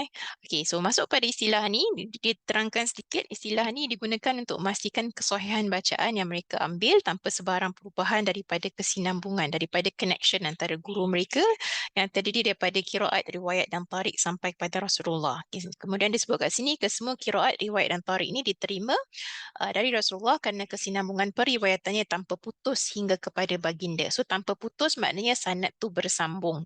Maknanya di antara mereka tu kita boleh nampak dia punya link, kesinambungan tu dia punya link lah, link daripada zaman Rasulullah sampai kepada zaman sahabat, sampai kepada zaman tabi'in, sampai ke tabi'in, dari tabi'in sampai ke zaman tabi'in sampai kepada kita. Tu maksudnya bersambung dan ada kesinambungan. Maknanya in between tu dia tak ada gap di antara generasi sahabat dengan generasi tabi'in. Dia mesti bersambung. So setiap orang dalam sanad tu kita boleh trace yang dia zaman bila, yang orang ni zaman bila, dan setiap satu tier tu mereka ada kaitan dari segi zaman kehidupan mereka. Barulah kita kata sanad tu tak putus. Okey, dia tak ada gap in between. Baik, tu tentang kesinambungan ataupun bersambungnya sanad. Kemudian kat bawah ni disebutkan kesemua qiraat ni juga tidak boleh dipertikaikan kebenarannya atau dianggap yang satu lebih baik dari yang lain. Sebab kalau kita kata satu tu lebih baik daripada yang lain, maknanya macam kita kata satu qiraat tu lebih baik. Sedangkan qiraat yang kita dah confirm sahih datang daripada Rasulullah, semuanya tu sama sebenarnya. Cuma dibawa oleh orang berbeza sahaja. Okey, itu satu. Kemudian kat sini disebutkan, ini pertanyaan yang selalu ditanya, kenapa dinisbahkan ataupun kenapa dikaitkan bacaan tu kepada para imam qiraat? Kenapa tak dikait langsung aja pada Rasulullah terus? Okay, kenapa dinisbahkan sedemikian? Kerana bacaan itu dinisbahkan kepada imam kerana setiap seorang daripada imam berkenaan telah menghabiskan hayat mereka dengan mengkaji dan membaca dengan bacaan yang dimasyhurkan pada zaman kehidupan mereka. Dan pada setiap zaman mereka itu ramailah orang yang membaca dan mengenali bacaan yang dimasyhurkan oleh imam tadi. So ini satu poin. Poin kedua, kenapa dinisbahkan pada orang-orang ni? Kerana pada zaman qiraat dibukukan secara formal, itu berada pada zaman para imam ini masih hidup. Okey, kerana kita lihat bila dibukukan qiraat secara formal adalah pada zaman tabi'in. Okey, jadi pada zaman tabi'in para imam ni masih hidup, sedangkan para sahabat kebanyakan telah wafat. Jadi bila dibukukan, yang membukukan tu akan refer kepada pakar qiraat yang masih hidup di zaman mereka. Kalau nak refer pada sahabat, kebanyakan sahabat dah tak ada. Jadi dia refer pada yang terdekat, iaitu murid-murid sahabat, yang mana sebilangan murid sahabat tu adalah di kalangan para imam qiraat yang kita kenal. Okey, boleh? Okay, kemudian penghubung orang tengah para perawi. Okey, seperti yang mana dah disebutkan, ada setengah perawi yang diangkat menjadi perawi. Mereka jugalah adalah murid yang belajar langsung dengan seseorang guru ataupun seseorang imam qiraat. Tapi ada juga yang diangkat menjadi rawi, dia bukan murid langsung. Dia hanya belajar qiraat tadi tetapi dia tak belajar direct dengan imam qiraat berkenaan. Dia belajar dengan orang-orang lain yang pernah meriwayatkan tetapi dia tak sempat berjumpa dengan imam qiraat tadi kerana imam qiraat tadi sudah wafat ataupun sudah meninggal, dan pada masa dia hidup, zaman dia tu jauh daripada zaman imam qiraat yang asal. Okey. So kat sini disebutkan untuk orang-orang yang sebegini yang diangkat menjadi perawi walaupun dia tak berguru langsung, orang-orang ni biasanya belajar qiraat melalui perantara ataupun orang tengah. Dia tak belajar secara direct. Dia belajar dengan perantara orang tengah. So disebut kat sini perlu juga diketahui sanad-sanad perawi qiraat ada yang melalui wasitah. Wasitah dari perkataan wasat. Wasat tu tengah. So maksudnya orang tengah lah. Wasitah tu bermaksud orang tengah ataupun perantaraan, yakni orang yang menjadi penghubung ataupun penyambung sanad antara perawi dengan imamnya. Hanya mereka yang menjadi penghubung ini namanya tidak masyhur sebagai perawi qiraat. Jadi yang menghubungkan orang yang diangkat menjadi rawi dan imam adalah orang tengah ni, kerana si rawi tadi ni dia tak berguru langsung dengan imam, tetapi orang tengah ni tak diangkat menjadi perawi kerana dia tidak masyhur satu lagi mungkin dari segi keilmuannya, yang orang yang diangkat menjadi perawi ni lebih baik daripada si orang tengah tadi, walaupun si orang tengah tadi belajar langsung dengan imam. Okey, dan disebutkan kat sini ada perawi yang terus belajar dengan imamnya tanpa melalui wasitah ataupun perantaraan orang lain. Biasanya mereka masih sempat ataupun pernah hidup sezaman dengan imam. Okey, jadi yang sezaman dengan imam yang belajar direct, dia tak ada perantara. Sebab apa? Antara sebabnya kerana mereka sempat jumpa kerana imam tu masih hidup lagi. Yang selalunya yang melalui orang tengah ni kerana imam tu dah tak ada. Okey? Baik, ada soalan setakat tu? Okay, kat sini kita masuk kepada kategori perawi yang belajar direct ataupun belajar langsung dengan imam. Contoh macam Nafi', rawinya belajar langsung dengan beliau. So Qalun dengan Warsh, mereka sempat sezaman dengan Imam Nafi' dan belajar terus dengan Imam Nafi'. Okey, mereka mendapat sanad qiraat daripada imamnya dengan bertalaki ataupun bermusyafahat terus. So bertalaki kita tahulah dia belajar dengan dia membaca, guru betulkan. Kalau musyafahat tu bermaksud guru bacakan, kemudian dia dengar dan baru dia baca. Itu tentang teknik pembelajarannya. Okey, kemudian disebut kat sini imam lain seperti Asim, dia punya rawi 2 orang, Syu'bah dengan Hafs ni berguru langsung dengan dia. Dan satu lagi rawi seperti Imam Ali Al-Kisai, muridnya ataupun rawinya Abdul Haris dengan Duri Kisai, dua-dua berguru langsung dengan beliau. Okey, boleh? So nama Kisai ni kalau anda refer kepada Quran Qiraat, kalau ada yang ada Quran Qiraat, nanti kat Quran Qiraat tu akan di-highlight tempat ni ada perubahan bacaan. So dia akan sebutkanlah bacaan ni dibaca oleh siapa. Ada kalanya bacaan Kisai dia tak sebut dengan Kisai, dia tulis dengan nama Ali. So kalau anda wonder who is this Ali, Ali is referring to Ali Al-Kisai. Okey, boleh? Okay, terus kepada kelompok kedua. Okay, ada kelompok kedua yang mana rawi ni terdapat wasitah. Mereka tak berguru langsung dengan imam tetapi mereka tetap diangkat menjadi rawi dan mereka mendapat bacaan daripada imam tadi melalui perantara yang disebut sebagai wasitah ataupun orang tengah ni. Okey, contoh seperti dua rawi Ibn Katsir iaitu Bazi dan Qunbul. Mereka tak sezaman dengan Ibn Katsir. Ibn Katsir dah wafat, barulah mereka hidup. Okey, jadi macam mana mereka jadi rawi Ibn Katsir? Kerana dia berguru dengan orang lain. Cuma guru-gurunya tak sepopular mereka, maka mereka lah yang diangkat menjadi rawi Ibn Katsir walaupun dia tak sempat berguru langsung dengan Ibn Katsir. So untuk Bazi, perantaranya adalah Shibal dan Ikrimah. Okey, untuk Kunbul perantaranya adalah dia meriwayatkan daripada Ahmad Al-Quwais, Abi Al-Ajrid, Ismail, Shibal dan Ma'ruf, barulah sampai kepada bacaan Ibn Katsir. Cuma nama dua ni, Bazir dan Kunbul, diangkat kerana dibandingkan dengan yang lain-lain ni, mereka lebih dikenali satu, dan satu lagi mungkin kerana kredibiliti ilmunya jauh lebih baik daripada orang-orang yang berguru langsung dengan Ibn Katsir tadi. Okey, boleh? Ada soalan setakat tu? Okey, senyap tu saya kira faham lah Okey, kalau ada yang dah tak faham, mana just stop saya boleh terangkan balik. Okey. Kemudian contoh lain seperti Abu Amru, dia ada dua orang rawi, Duri dan Susi, juga tak jumpa langsung dengan Abu Amru. Mereka berguru ataupun meriwayatkan melalui Yahya Al-Yazidi yang pernah berguru ataupun yang pernah meriwayatkan bacaan daripada Abu Amru. Okey, kemudian contoh lain seperti Ibn Amir, dua rawinya Hisham dan Ibn Zakwan meriwayatkan bacaan Ibn Amir secara perantara, iaitu perantara bagi Hisham, Aruq Al-Marwazi dengan Yahya Al-Dhamiri, dan Ibn Zakwan juga meriwayatkan daripada orang yang sama, Yahya Al-Dhamiri, tetapi satu lagi adalah daripada Ayub At-Tamimi. Okey, itu contohnya, dan sama juga dengan Imam Hamzah, dua rawi beliau meriwayatkan melalui perantara Salim. Tu yang kita kena kenal lah sanad dan riwayat. Jadi kita boleh tahu orang ni dapat langsung ataupun tak langsung. Okey, terus kepada tarik-tarik bacaan Hafs. Dalam bacaan Asim, kita tahu rawi dia Hafs kan. Bawah daripada Hafs, siapa yang meriwayatkan dari bacaan Hafs, mereka lah yang disebut sebagai tarik Hafs. Okey, so disebut kat sini, pendahuluan mengupas bacaan riwayat Hafs daripada Asim, ada dua tarik yang dipilih. Dalam sekian banyak periwayatan daripada Hafs, ada dua tarik yang dipilih. Satu, tarik Asy-Syatibi, yang mana kita refer berdasarkan tarik tersebut, dan satu lagi adalah tarik Al-Farisi dalam kitab Tajrid. Ini tidak begitu dikenali sangat sebab dalam tarik Farisi ni dia ada banyak pecahan, especially bab, mat dan sebagainya. Jadi kebanyakan ambil daripada tarik Syatibi sebab dia lebih ringkas.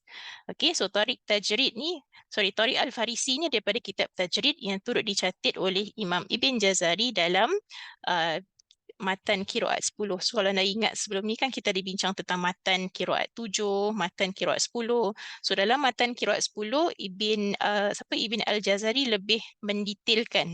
So dalam matan Qiraat 10 ni, dia ada ambil sedikit bacaan Hafs melalui tarik Farisi. So kat situ kita boleh nampak dalam bacaan Hafs, dalam bab hukum mat ada beberapa wajah. Berbanding dengan dalam tarik Syatibi, bacaan mat, contohnya mat jaiz munfasil, dia cuma ada dua wajah, tapi dalam bacaan mengikut tarik Al-Farisi yang mana dicatat dalam kitab Matan Thaibah Ibn Jazari, dia ada lebih daripada dua wajah. So mat jaiz munfasil dalam kitab Matan Thaibah melalui tarik Al-Farisi, mat jaiz munfasil dia ada lebih daripada dua, iaitu dia boleh baca dengan 2 harakat, 3 harakat, 4 harakat, 5 harakat. Okey, tapi dalam tajwid biasanya kita akan sandarkan pada tarik Syatibi, sebab tu kita lihat mat jaiz munfasil cuma baca 4 atau 5. So mana satu yang lebih senang? Of course orang akan ambil daripada tarik Syatibi sebab tak banyak dia punya wajah, tak banyak dia punya pecahan, so less complicated. Okey, faham Jadi itu dia punya perbezaan lah. Dua tarik ni dipilih, tetapi yang lebih digunakan Syatibi sebab dia lebih basic. Okey, ada soalan setakat tu? So disebutkan kat sini, so sebagaimana dimaklumi bacaan riwayat Hafs daripada Asim, menurut tarik Asy-Syatibi merupakan bacaan yang masyhur, maka sebab tu kita kenal banyak daripada wajah tu daripada tarik Syatibi. Yang pecahan yang lain tu kita tak berapa kenal sebab kita tak bersandarkan pada bacaan daripada tarik Al-Farisi yang ada dalam kitab Tajrid yang ditulis, yang dimasukkan dalam matan Thaibah tadi. Okey, so kat sini disebutkan Imam Syatibi telah memilih satu tarik sahaja bagi setiap riwayat yang dikumpulkan dalam kitabnya. Okey, sebab tu dia lebih senang sebab dia cuma ambil satu qiraat ataupun satu riwayat, dia cuma ambil satu tarik sahaja, dia tak ambil banyak-banyak supaya untuk memudahkan orang awam macam kita. Okey, bagi riwayat Hafs daripada Asim, dalam matan Syatibi, Imam Syatibi cuma ambil tarik daripada Ubaid bin Sabah An-Nahsyali sahaja. Dia ambil yang ini. Yang lain tu bukan tak sahih tetapi dia tak pilih kerana pada dia yang ini lebih basic dan lebih simple. Okey, terus kepada contoh ini dia punya sanad dia. Okey, ni kita tengok daripada kanan. Ni Imam Asim. Okey, Imam Asim ada dua rawi, Syu'bah namanya Abu Bakar Syu'bah. Kemudian rawi kedua adalah Hafs. So bawah ni adalah dia punya pecahan tarik bagi Syu'bah. So Syu'bah, tarik dia Yahya bin Adam, Al-Alimi, Syabib, pecah-pecah-pecah-pecah. Lepas tu kat bawah ni adalah Hafs. So Hafs, tarik dia salah satu Ubaid bin Sabah, kemudian Amru bin Sabah dan ada pecahan Al-Hashimi, Abu Tahir bin Hisham dan sebagainya. Jadi kat sini daripada dua tarik Hafs dia cuma ambil Ubaid bin Sabah. Okey. Boleh? So kalau anda refer pada kenyataan ke atas, daripada riwayat Hafs untuk Imam Asim ataupun daripada riwayat Hafs daripada jalur Asim, dia cuma ambil tarik Ubaid bin Sabah An-Nahsyali. Sebelah sini. Dia ambil from this section Ubaid bin Sabah. Okey, dan untuk Hafs kat sini, Ubaid bin Sabah lah tarik kat sini. Dia tak ambil daripada yang Amru bin Sabah. Kenapa? Kerana tarik yang satu lagi tu dia ada saktah. Banyak saktah. Dia ada pos-pos dia ketika baca. Jadi kalau anda nak ajar orang awam, agak merumitkan kalau dia ada banyak pos. So macam mana nak memudahkan, kita ambil tarik yang macam mana kita nampak gitulah bacaannya. Sebab kalau ada pos, dia lebih kepada cara baca. Itu susah untuk kita nak ajar sebab dari segi tulisan tak ada satu mekanisme untuk menampakkan situ ada pos. Anda kena bacakan baru nampak ada pos. So untuk memudahkan, kita ambil tarik yang tak ada pos. Sebab tu dia ambil tarik Ubaid bin Sabah. Okey, tapi bila anda belajar lebih detail, anda tahu, oh, ada bacaan Hafs yang ada cara lain yang sebelum ni kita belajar dengan cara yang lebih simple, tapi bila belajar lebih detail lagi, ada cara lain yang mungkin agak kirakan challenging sikit lah berbanding yang selalu kita nampak. Okey, selesai bab pemilihan tarik. Okey. Kemudian tarik yang dibawa oleh Imam Syatibi, ini sedikit tentang siapa dia Ubaid bin Sabah dan anda boleh baca sendirilah. Dia salah seorang imam Kufah ataupun salah seorang tokoh bacaan di Kufah. Okey, so ni ada dia punya murid-murid beliau siapa dan sebagainya. Okey. Kemudian kat sini disebutkan salah seorang murid daripada Ubaid bin Sabah Al-Usnani. Al-Usnani sebenarnya. Okey, kemudian satu lagi kalau anda scroll ke bawah ada Al-Hashimi juga murid dalam tarik Ubaid bin Sabah. So ini adalah tarik di bawah daripada bacaan Hafs. Okey, so mereka ni adalah penyambung sanad dalam bacaan Hafs tadi. Okey, terus kepada tarik Al-Farisi. Ini satu lagi tarik yang mana tidak diambil oleh Syatibi tetapi ada dalam matan Taibah, matan Qiraat 10 yang dikumpulkan oleh Imam Ibn Jazari. Kat sini disebutkan tarik Al-Farisi daripada kitab Tajrid, Tajrid Lil-Bughya Al-Murid karangan Imam Faham As-Saqili. So disebut kat sini Imam Ibn Al-Faham telah mengambil bacaan tarik ini daripada Abi Al-Husin Nas bin Abdul Aziz bin Abdul Aziz bin Al-Farisi yang telah mengambil bacaan tersebut daripada Abi Al-Hasan Ali bin Ahmad Al-Hammami yang telah mengambil bacaan tersebut daripada Abi Tahir Abdul Wahid bin Umar. So dia punya jalur tu panjang lah. Okay, nak senang faham, anda just ambil daripada ni lah, tarik kitab Tajrid ataupun tarik Al-Farisi daripada kitab Tajrid. So dalam tarik ni disebutkan siapakah sanad-sanadnya. Okay, kemudian disebutkan biodata ringkas orang-orang yang disebutkan dalam sanad tadi. Ini saya tak tanya dalam periksa, anda boleh baca sekadar pengetahuan. Okey, dan seorang lagi Al-Hammami juga disebut dalam sanad Al-Farisi tadi. Okey, dan seorang lagi Abi Tahir juga dalam sanad Al-Farisi kitab Tajrid. Okey, dan anda boleh baca sendiri. Kemudian disebut kat sini perbezaan yang terdapat pada tarik riwayat Hafs daripada Asim. Jadi dia buat perbandingan antara tarik yang ada pada matan Syatibi yang Syatibi ambil Ubaid bin Sabah tadi kan, dengan satu lagi tarik dalam matan Thayyibah iaitu tarik Al-Farisi. So dia buat perbandingan. Secara amnya riwayat Hafs daripada Asim tidak terdapat perbezaan yang banyak di antara tarik-tariknya. Tarik ini hanya berbeza dalam beberapa perkara yang menjadi usul qiraat. So usul qiraat adalah dia punya kirakan undang-undang asas. Nak senang faham, dia seperti tajwid dalam sesuatu bacaan tersebut. Okey, dan farsh al-huruf. Farsh tu bermaksud perubahan pada setengah perkataan dalam Quran. Dia tak berlaku pada setiap tempat tetapi dia berlaku pada setengah tempat. Kalau usul pula adalah cara bacaan yang kita gunakan sepanjang kita membaca Quran. So usul contoh macam kalau kita baca mad wajib muttasil, kita baca dengan 4 atau 5 harkat. Jadi itu adalah usul kerana sepanjang kita baca Quran, asalkan jumpa mad wajib muttasil, 4 atau 5 harkatlah panjang dia. Okey, adapun farsh adalah bacaan yang berubah pada tempat tertentu sahaja. Okey, contoh macam kita baca dengan imalah pada perkataan majriha pada surah Hud, bermaksud pada surah Hud saja Hafs akan baca dengan imalah. Kalaulah ada tempat lain yang ada perkataan majri ke majrah, tetap dibaca seperti biasa, tak ada imalah. Okey, faham Jadi usul untuk semua tempat dalam Quran, kalau farsh untuk setengah tempat sahaja. Okey. So kat sini disebutkan berikut adalah senarai usul qiraat dan farsh yang berbeza pada tarik-tarik bagi riwayat Hafs daripada Asim. Disebutkanlah antara yang berbeza adalah contohnya mad munfasil. Apa yang menyebabkan perbezaan? Kerana ada beberapa tarik, so setiap tarik tu dia ada meriwayatkan satu cara bacaan. So tarik riwayat ini berbeza pada kadar panjang dalam bab mad jaiz munfasil, di mana sebahagian tarik membaca dengan qas. Qas tu maknanya ringkas. Qas tu bermakna pendek. Pendek tu bermaksud mad yang paling pendek iaitu 2 harkat. Okey, kemudian fuwaiqal qas, fuwaiqa tu bermaksud atas sedikit. Okey, fuwaiqal qas bermaksud atas sedikit daripada 2 harkat iaitu 3 harkat. Kemudian tawasud tu bermaksud pertengahan. Jadi mad yang pertengahan tu adalah 4 harkat sebab dia berada di pertengahan antara 2 dengan 6 harakat. Okey, kemudian satu lagi istilah fuwaiqat tawasud, atas sedikit daripada tawasud, so atas sedikit daripada 4 harakat, dia adalah 5 harakat. So dalam bacaan Hafs, tariknya berbeza pada jumlah harakat untuk munfasil.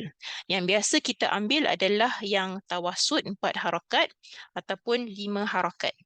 Tapi ini dalam tarik Syatibi kan, kalau anda lihat tarik dalam kitab tajrid, okey, dia ada bacaan dengan 2 dan 3 harakat selain daripada 4 dan 5 harakat. Okey, faham? Okey tak? Nak tanya apa-apa? So itu tentang perbezaan tarik. So perbezaan tarik tu dia membawa kepada beberapa wajah kerana setiap tarik tu dia meriwayatkan daripada ataupun dia meriwayatkan satu cara. Bila kita kumpulkan semua tu baru kita nampak bacaan Hafs ada lebih daripada satu cara sebenarnya. Jadi daripada banyak-banyak cara ni Imam Syatibi pilih yang 4 dengan 5 harkat sahaja sebab lebih senang berbanding daripada bacaan 2 dan 3 harkat tadi. Okey, kemudian mad muttasil. Mad muttasil kalau dalam bacaan Hafs, dia panjangnya cuma 4 atau 5. Tapi ada juga tarik dalam kitab tajrid, tarik Al-Farisi dibaca dengan 6 harakat. Tapi kita cuma ambil 4 atau 5 sahaja. Okey, kerana lebih mudah berbanding nak ambil kesemuanya. Okey, kemudian bab dengung, okey, ada setengah tempat seperti lam dengan ra, seperti mana kita belajar dalam tajwid. Lam dengan ra kalau sebelumnya ada nun sukun atau tanwin, kita akan baca idgham bila gunnah. Tapi ada juga bacaan yang berbeza sedikit daripada tu, cuma tidak diambil. Popularnya kita akan ambil dengan bacaan idgham bila gunnah di situ, yang mana kita baca dengan idgham yang sempurna. Kita masukkan terus bunyi nun sukun atau tanwin pada huruf lam dan ra tadi. Okay, kemudian pada huruf-huruf yang ataupun pada perkataan yang ada hamzah, kalau katalah ada baris mati, ada huruf yang sukun, selepasnya ada huruf hamzah yang berbaris. Di sini kalau untuk tarik Al-Farisi bacaan Hafs dia ada saktah. Tapi kita tak ambil torik tu. Kita ambil torik yang lebih mudah yang mana bacaan Hafs tidak dibaca dengan sakta sebab kita ambil torik Ubaid bin Salah. Kita tak ambil torik yang seorang lagi. Tapi kalau anda belajar lebih detail, anda akan nampak bahawa bacaan Hafs ni ada setengah tempat dia macam ada sikit persamaan dengan bacaan siapa? Bacaan Khalaf an Hamzah. Dia ada sakta. Okey, tapi kita tak ambil torik tu untuk bacaan Hafs. Jadi kenapa tak diambil? Kerana untuk memudahkan. Kerana targetnya adalah untuk mendidik orang awam. Okey, kemudian bab takbir. Kita tahu bahawa bila dah sampai ke akhir-akhir juzuk 30 tu, kita akan baca takbir bila kita baca surah Duha dan seterusnya kan. Okey, kat sini sebahagian daripada tarik ini tidak membaca takbir, malah harus pada sebahagian yang lain membaca takbir am ataupun khas di awal atau akhir surah yang dikatamkan. So pada akhir surah-surah katam daripada Duha sampai ke habis, ada sebahagian tarik membaca takbir, tapi ada sebahagiannya yang membaca dengan takbir. So setiap kali dah habis satu surah Duha dah selesai, masuk surah seterusnya, dia ada takbir in between. Tapi ada juga tarik yang tak membaca sedemikian. So kita boleh pilihlah mana satu. Tapi kalau kita lihat biasanya yang popular akan dibaca dengan takbir sebagai menandakan bahawa surah-surah tu dah masuk ke bahagian penghujung Al-Quran. Okay, kemudian kat sini terdapat 15 lafaz ataupun kalimah khusus yang terdapat perbezaan dalam tarik riwayat Hafs daripada Asim. Anda boleh lihat lampiran 1. Sekejap kita pergi lampiran 1.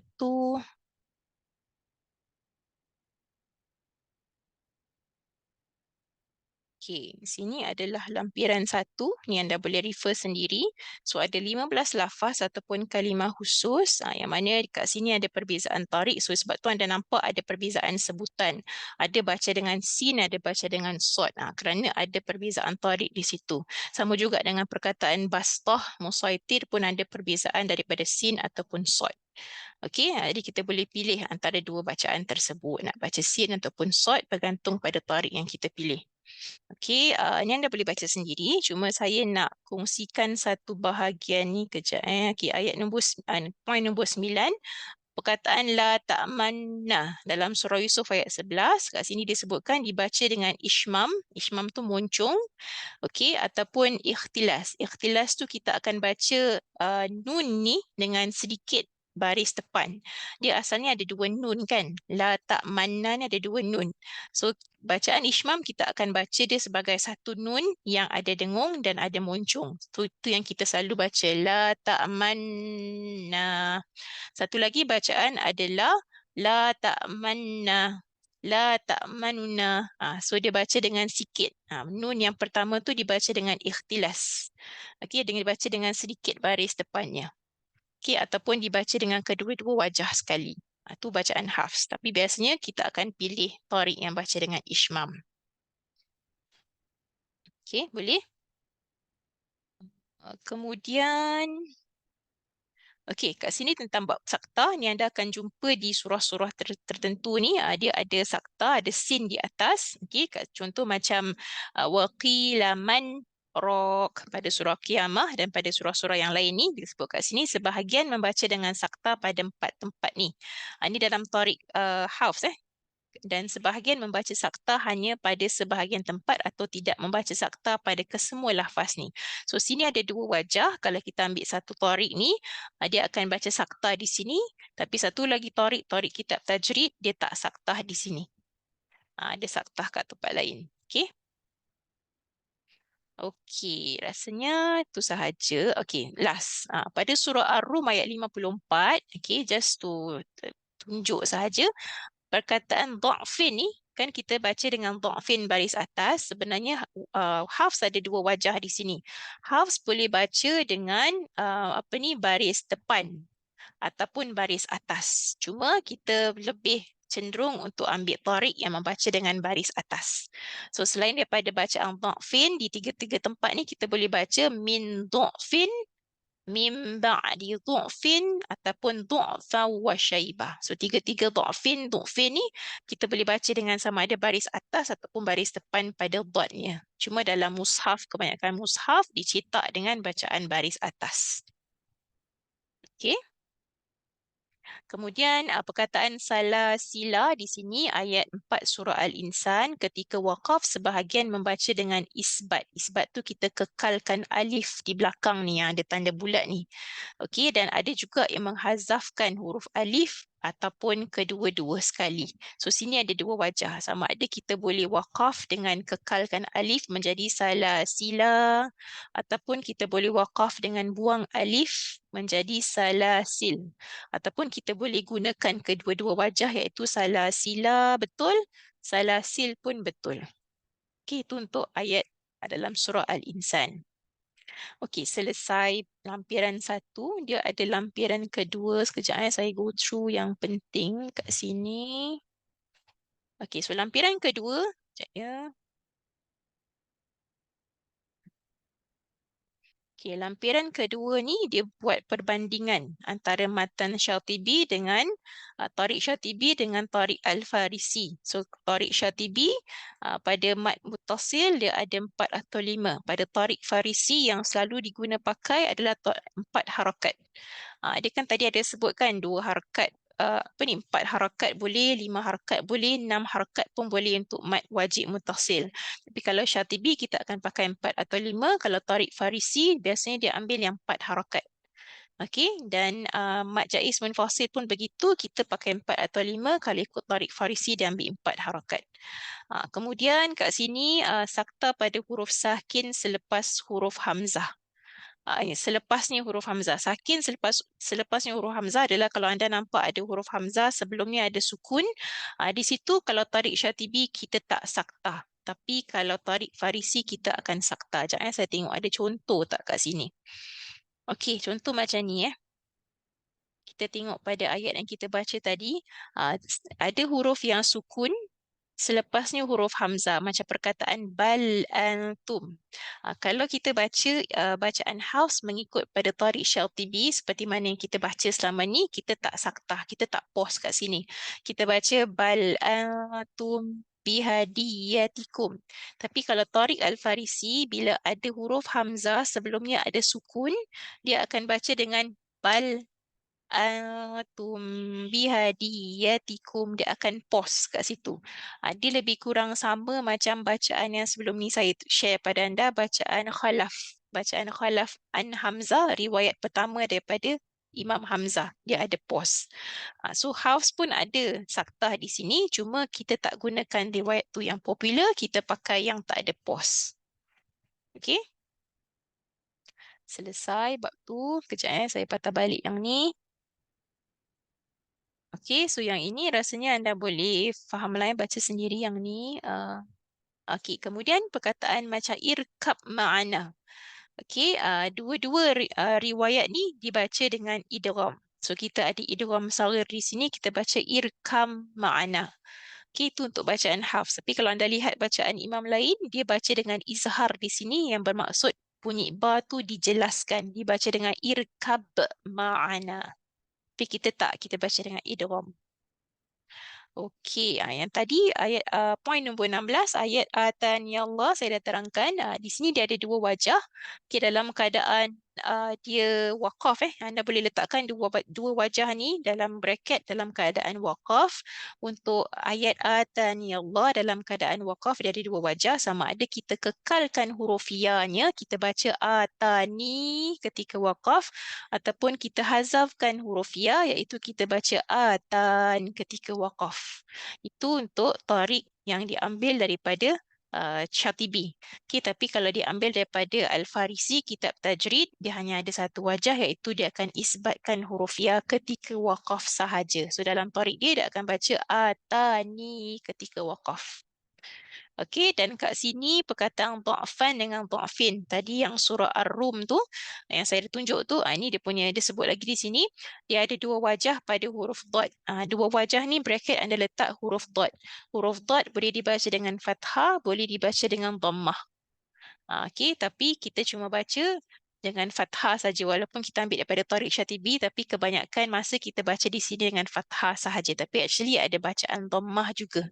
So dhammah ni adalah wajah kedua untuk bacaan Hafs dalam perkataan ni. Okey, selesai. Okey, setakat tu ada apa-apa yang anda nak tanya? Kalau tak ada, mungkin kita boleh baca surah Duha misalnya. Ada sedikit masa ni. Ada apa-apa anda nak tanya? Mungkin anda akan tanya, periksa masuk mana kan? Okey, periksa yang masuk soalan yang penting kalau anda lihat daripada topik yang pertama mungkin apa ni yang akan saya tanya dia berkenaan apa tu qiraat, apa yang anda faham tentang qiraat. Kemudian saya akan tanya juga apakah rukun-rukun yang menyebabkan qiraat tu menjadi qiraat sahih. Ada 3 rukun utama tadi pun saya dah sebutkan. So kalau rukun tu satu tak ada, apa jadi dengan qiraat tadi? Okey, lepas tu saya akan tanya juga tentang apa ni perbezaan antara matan Syatibi okey dengan matan Durrah dan matan Thayyibah. Dia kan ada 3 matan kan. Okey, kemudian tentang siapakah sedikit sebanyak dia punya latar belakang tentang Imam Syatibi dan juga Imam Ibn Jazari. Okey, kenapakah matan mereka tu dipilih sebagai so-called textbook untuk pengajian qiraat? Kenapa? Okey, dan mungkin saya akan tanya juga tentang apa ni para imam qiraat ni kenapa ada 7 imam dalam matan Syatibi tapi dalam matan Ibn Jazari ada 10. Kenapa tak disebutkan lagi 3 orang imam dalam matan Syatibi? Okey, kemudian tentang sedikitlah tentang apa tu qiraat, apa tu riwayat, apa tu sanad. Anda terangkan secara tak detail lah, secara kirakan basic apa tu qiraat, riwayat dan sanad. Kenapa ada istilah tu dalam sesebuah sanad? Kan ada tadi qiraat, riwayat, turuk kan. So kenapa ada 3 istilah ni dalam sesebuah sanad? Okey, kemudian uh, mungkin saya akan tanya kenapa penting untuk melihat sesuatu sanad qiraat tu. Okey, apa dia punya kepentingan refer kepada sanad? Kenapa ulama akan tulis ataupun catatkan nama-nama orang yang terlibat dalam sesebuah sanad? Apa dia punya faedahnya? Okey. Kemudian mungkin saya akan tanya apa yang menyebabkan qiraat Hafs tu lebih digunakan secara universal berbanding qiraat yang lain. Kerana ada banyak qiraat tapi kenapa kebanyakan kita ataupun kebanyakan tempat akan membaca dengan riwayat Hafs, tak baca dengan riwayat lain. Ada tapi tak sepopular. Apa sebabnya? Okey, apa lagi dalam soalan? Rasanya itu sahaja. Tu je lah soalan yang saya tanya. Tapi kalau ada contoh, kalau ada yang saya tertinggal, saya akan update di group chat. Tapi basically itulah soalan yang saya tanya. Okay, baik. Setakat tu ada soalan daripada anda. Ada masa ni boleh saya jawab. Ustazah akan ajar kita untuk modul qiraat 2? Qiraat 2. Seingat saya, ya. Qiraat 2, ya. Qiraat 3 tak pasti. Belum keluar jadual. Okay. Qiraat 2 dia kalau anda lihat nota dia dia lebih pada bacaan setiap imam. Saya cubalah sebab masa agak terhad kan dalam berapa minggu je. I try my best untuk compresskan dan supaya kita semua dapat bacalah a bit of each person, okay, of each imam. Okay, ada soalan lain? Ada lagi soalan nak tanya? Ustazah, yang ini minggu yang kelima. Ni final week. Final week. And then next week is qiraat tu. Next week still have holiday, masih ada. Holiday maksudnya? Sebab Chinese New Year. Ya, Chinese New Year, betul. Saya rasa ada. So, kita akan Ada. cuti pada setiap cuti-cuti yang akan dicutikan lah. Okay? Saya rasa ada. Ya, betul ada. Okay, jadi next week tak ada, lepas pada tu. Okay. So, kalau anda nak tanya, just tanya je lah. Sebab ini je lah time kita nak belajar qiraat kan. Okay. Kalau tak ada, kita boleh baca sedikit. Kejap. Kita ni di surah 6 dulu. Kita buka surah yang senang sikit. Yang kita boleh baca dalam solat insyaAllah. Saya rasa hari tu kita dah buka surah Al-Lail. Kita masuk kepada surah Ad-Duha lah. Al-Lail tu jarang-jarang kita amalan solat kan. Kita ambil surah yang kita selalu baca lah. Okay, surah Ad-Duha mana dia? Okay, surah Duha.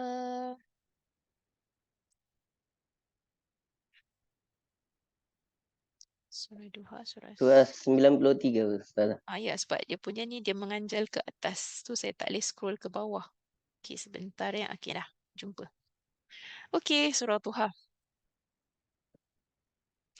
Okey, untuk surah Duha, kalau anda perhatikan belakang ataupun setiap fasilah, setiap potongan ayat ni dia ada alif maksurah ataupun alif bengkok. Okey, dan dia bentuk dia macam ya. So kalau anda jumpa dalam Quran ni, huruf yang ya tak ada titik ni, kalau dia ada baris atas, kita akan kira dia sebagai ya yang fathah lah. Tapi kalau dia tak ada baris macam ni, kita akan refer pada huruf yang datang sebelum dia. Kalau huruf yang datang sebelum dia berbaris atas, bermaksud ya yang tak ada titik ni ataupun alif maksurah, kita akan kira dia sebagai alif. Sebab tu kita nampak dia ada alif kecil di setiap satu, menandakan ya yang nampak macam ya ni, mereka ni dibaca seperti alif walaupun rupa dia nampak macam ya. Kenapa? Kerana dia tak ada baris, so kita rely on the previous letter yang fathah, so dia dikira sebagai alif. Okey, di tempat-tempat ni, kalau kita tengok orang-orang yang membaca imalah akan membaca imalah di sini. So kita try bacaan siapa bacaan Warsh. Bacaan Warsh, kalau Warsh di tempat-tempat ni dia akan ada bacaan imalah surah ataupun taklil. So kalau anda boleh recall kan, kalau bacaan imalah tu dia lebih cenderung kepada bacaan kasrah. So dia antara baris fathah dan kasrah, tetapi imalah dia lebih cenderung kepada kasrah, sedangkan taklil dia lebih cenderung kepada bacaan bunyi dia seperti baris fathah. Okey, so kat sini kita baca untuk Warsh insya-Allah. So kat Warsh untuk perkataan yang ada alif maksurah dibaca dengan taklil. So perkataan wadduha ni dia baca wadduha. Kemudian perkataan saja dia baca dengan saja. Okey, kemudian perkataan maqala dia baca wa maqala. Dan pada ayat nombor 4 ada perkataan walal akhiratu. Di sini perkataan walal akhiratu dia ada huruf lam yang sukun, yang selepasnya ada hamzah. Jadi untuk bacaan Warsh, kalau dia ada hamzah dan sebelum hamzah tu ada huruf yang sukun, hamzah ni akan dipindahkan barisnya kepada huruf lam tadi. So dia baca walalakhiratu. Okey, bacaan Warsh kat sini walalakhiratu. Okey, sekejap saya tulis lah jadi anda tak pening kan apa benda dah ni. Sekejap saya pergi kat dia punya ni. Ustazah, yang Okey. walala tu berapa hakat? Dia ada 2, 4 dan 6. Oh, okey. Terima kasih. Okey, sama. Sekejap pada perkataan walal akhiratu.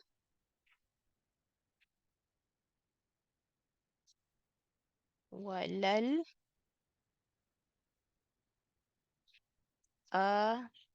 akhiratu. Okey, kat sini ada apa? Kat sini ada hamzah yang berbaris atas. Okey, sini ada hamzah baris atas. So, sebelum hamzah baris atas ni dia ada sukun. Jadi anda pindahkan baris hamzah ni kepada sukun yang datang sebelum hamzah. So, ini yang pakai baris atas dan hamzah ni baris atasnya sudah tak ada. Okey, jadi kerana dah pindah, hamzah ni juga dia terlibat dengan mad badal. Okey, so Warsh mad badal dia ada 3 wajah. Dia boleh baca 2 harakat, dia boleh baca 4 harakat, dia boleh baca 6 harakat untuk mad badal. So walaupun hamzah ni dah dipindahkan baris dan hamzah ni dah tak kedengaran, tetapi hukum badal tu masih kekal bertahan. Itu satu bahagian sini. Okey, untuk Warsh juga kita ada ra di sini kan, ra ni baris atas. Okey, untuk ra berbaris atas, kalau sebelum dia ada huruf berbaris bawah, untuk Warsh di sini dia baca dengan tarkik. Tarkik tu bermaksud ra-nya dibaca dengan tipis. Kita kalau ra baris atas kita baca tebal, tapi Warsh ada bacaan ra tu tipis kalau sebelum ra ada baris bawah. Okey, jadi pada perkataan walal akhiratu dia ada 3 wajah. Okey, wajah pertama adalah dia baca dengan walala hi ratu. Okey, sini ra-nya tipis. Okey, kemudian sini ada nakol. Nakol tu maknanya kita pindahkan baris hamzah dan sini ada badal 2 harakat. Itu satu wajah. Okey, wajah kedua adalah kita baca dengan sama juga, sini ada nakol. Okey, dan sini ada badal tapi dalam keadaan 4 harakat, dan di sini ra-nya dibaca dengan tipis. Okey, tu wajah kedua. Wajah ketiga sama, dia ada naqal pada walala. Okey, sini ada naqal. Okey, sini ada badal, tapi dalam keadaan badalnya 6 harakat. Okey, dan kha baris bawah, jadi menyebabkan ra tu dibaca dengan tipis. Okey, boleh. Jadi di sini untuk bacaan Warsh dibaca dengan walalakhiratu, badal 2. Wajah pertama. Wajah kedua, walalakhiratu. Naqal, badal 4 harakat, ra tipis. Okey, kemudian wajah ketiga, walalakhiratu. Naqal, badal 6 harakat, ra tipis. Jadi kita ambil satulah. Kita ambil wajah pertama, senang sikit. Okey, kita ambil dengan bacaan walalakhiratu khairul laka minal ula. Okey. Saya patah balik kepada skrin yang ada ni, ada surah ni. Okey, so kat sini dia ada naqal, baris hamzah ni dipindahkan kepada lam. Mad badalnya kekal 246. Kita ambil yang 2 harakat saja. Walalakhiratu, ra tu dibaca tipis kerana sebelum dia baris bawah. Walalakhiratu khairul laka minal ula. Sini ada bacaan taklil. Okey, wala sawfa yu'tika rabbuka fatarda. Alam yajidka yatiman fa'awa. Sini ada badal kan? Ada badal 246 kalau Warsh. Tapi sekarang kita ambil 2 harakat saja. Okey. Kemudian wa wajadaka dhallan fahada. ووجدك عائلا فأغنى فأما اليتيم فلا تقهر وأما السائل فلا تنهر وأما بنعمة ربك فحدث. Okay, untuk bacaan Warsh, tempat-tempat yang ada mad wajib ni dia akan baca dengan 6 harakat. Dia baca panjang macam hamzah. Okey, boleh? Boleh kita baca sama-sama? So pada tempat-tempat yang ada alif maksurah ni dibaca dengan taklil. Okay, sekejap saya just double confirm. Wadduha ya taklil saja, taklil. Okey, kemudian kita ada maqala pun taklil. Ya, betul. Okey, so kita boleh baca sama-sama insya-Allah. Bismillahirrahmanirrahim. Wadduha wal-laili idza saja. Ma wadda'aka rabbuka wa ma qala. Walalakhiratu khairul laka minal ula. Okey, maaf saya tertinggal. Sini ada naqal. Sini kan ada lam yang sukun, ada hamzah baris depan. Jadi anda pindahkan baris hamzah kepada lam ni. Kita baca dengan minalula. Minalula. Okey, walalakhiratu khairul laka minalula. ولسوف يعطيك ربك فترضى ألم يجدك يتيما فآوى ووجدك ضالا فهدى ووجدك عائلا فأغنى فأما اليتيم فلا تقهر وأما السائل فلا تنهر وأما بنعمة ربك فحدث. Okey. Baik, ada siapa nak cuba? Sebentar ada sikit je masa tinggal ni. Silakan sesiapa. Ustazah, yang wadduha boleh baca wadduha, tapi boleh baca wadduha tipis, boleh? Nah, tipis kenapa? Nah, saya tanya sebab tu. Wadduha, ha kan baris atas kan wadduha. Kalau kita baca Oh, taklil wadduha, dia bukan oh, tipis atau tebal lah. Yang bunyi tu adalah kerana yang alif maksurah kat belakang ni.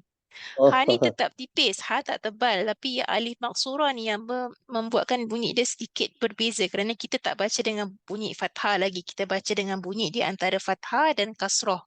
Tetapi lebih sikit, masih lagi lebih kepada fathah. okey balik. Okey? Okey, Okey, ada okey. siapa nak try? Sama-sama. Saya cuba Ustazah. Silakan. Bismillahirrahmanirrahim.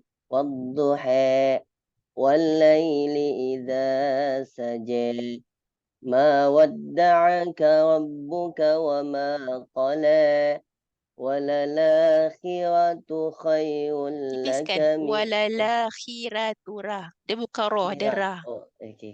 Kalau tipis mulut kita buka ke tepi. Walala khiratura. Khirah, Okey. okay. وللآخرة خير لك من الأولى ولسوف من الأولى. Betul Ustaz. Minalu le. Dia jangan le tu jangan dimeleweh sangat sebab kalau dia lebih dia akan jadi imalah. Okey, Oh, minalu le. Sikit le. Okey. من الأولى Hmm. ولسوف يعطيك ربك فترضى ألم يجدك يتيما فآوى ووجدك Sikit je. Weh.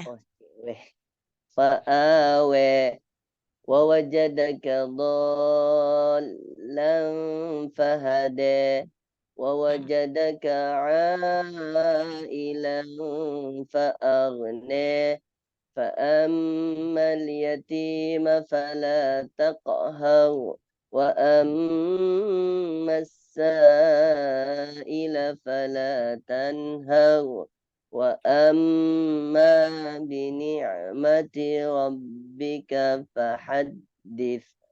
Okey, barakallahu fiqi. Kat sini perkataan rabbika sebelum dia ada kasrah kan. Tapi ni kita tak baca tipis sebab ra dia fathah, kasrah tu pada perkataan yang terpisah. Yang tadi walalakhiratu kita baca ra tu tipis kerana kasrah tu dalam perkataan yang sama dengan dia. Okey, jadi jangan baca rabbika salah. Ada rabbika juga sebab yang kasrah ni pada ta tu perkataan lain. Okey. So kemudian pada perkataan macam ailan, as-saila dia mad wajib mutasil. So untuk warsh dia baca 6 harakat macam hamzah. Dia baca dengan maksimum lah harakat-harakatnya untuk tempat yang panjang-panjang ni. Okey, itu sahaja. Okey, baik. Rasanya tak ada apa-apa yang saya nak tambah lagi. Ada apa-apa anda nak tanya sebelum kita tutup untuk majlis hari ni? Ada? Tak ada? Kalau tak ada, kita boleh tutup dengan bacaan tasbih, kafarah dan surah wal Bismillahirrahmanirrahim. Subhanakallahumma bihamdika. Ashhadu an la ilaha illa anta astaghfiruka wa atubu ilaik. Wal asri innal insana lafi khusr. Illa allazina amanu wa amilu salihat. Wa tawasaw bil haqqi wa tawasaw bis sabr. Sallallahu ala Sayyidina Muhammadin wa ala alihi wa sahbihi wasallam. Walhamdulillahi rabbil alamin. Okay. Assalamualaikum warahmatullahi wabarakatuh. Jazakumullah Terima kasih khair. Ustazah. Terima kasih Ustazah. Sama-sama, Terima jumpa kasih, lagi Ustazah. insya-Allah. InsyaAllah. Terima Okey, kasih Ustazah. sama-sama.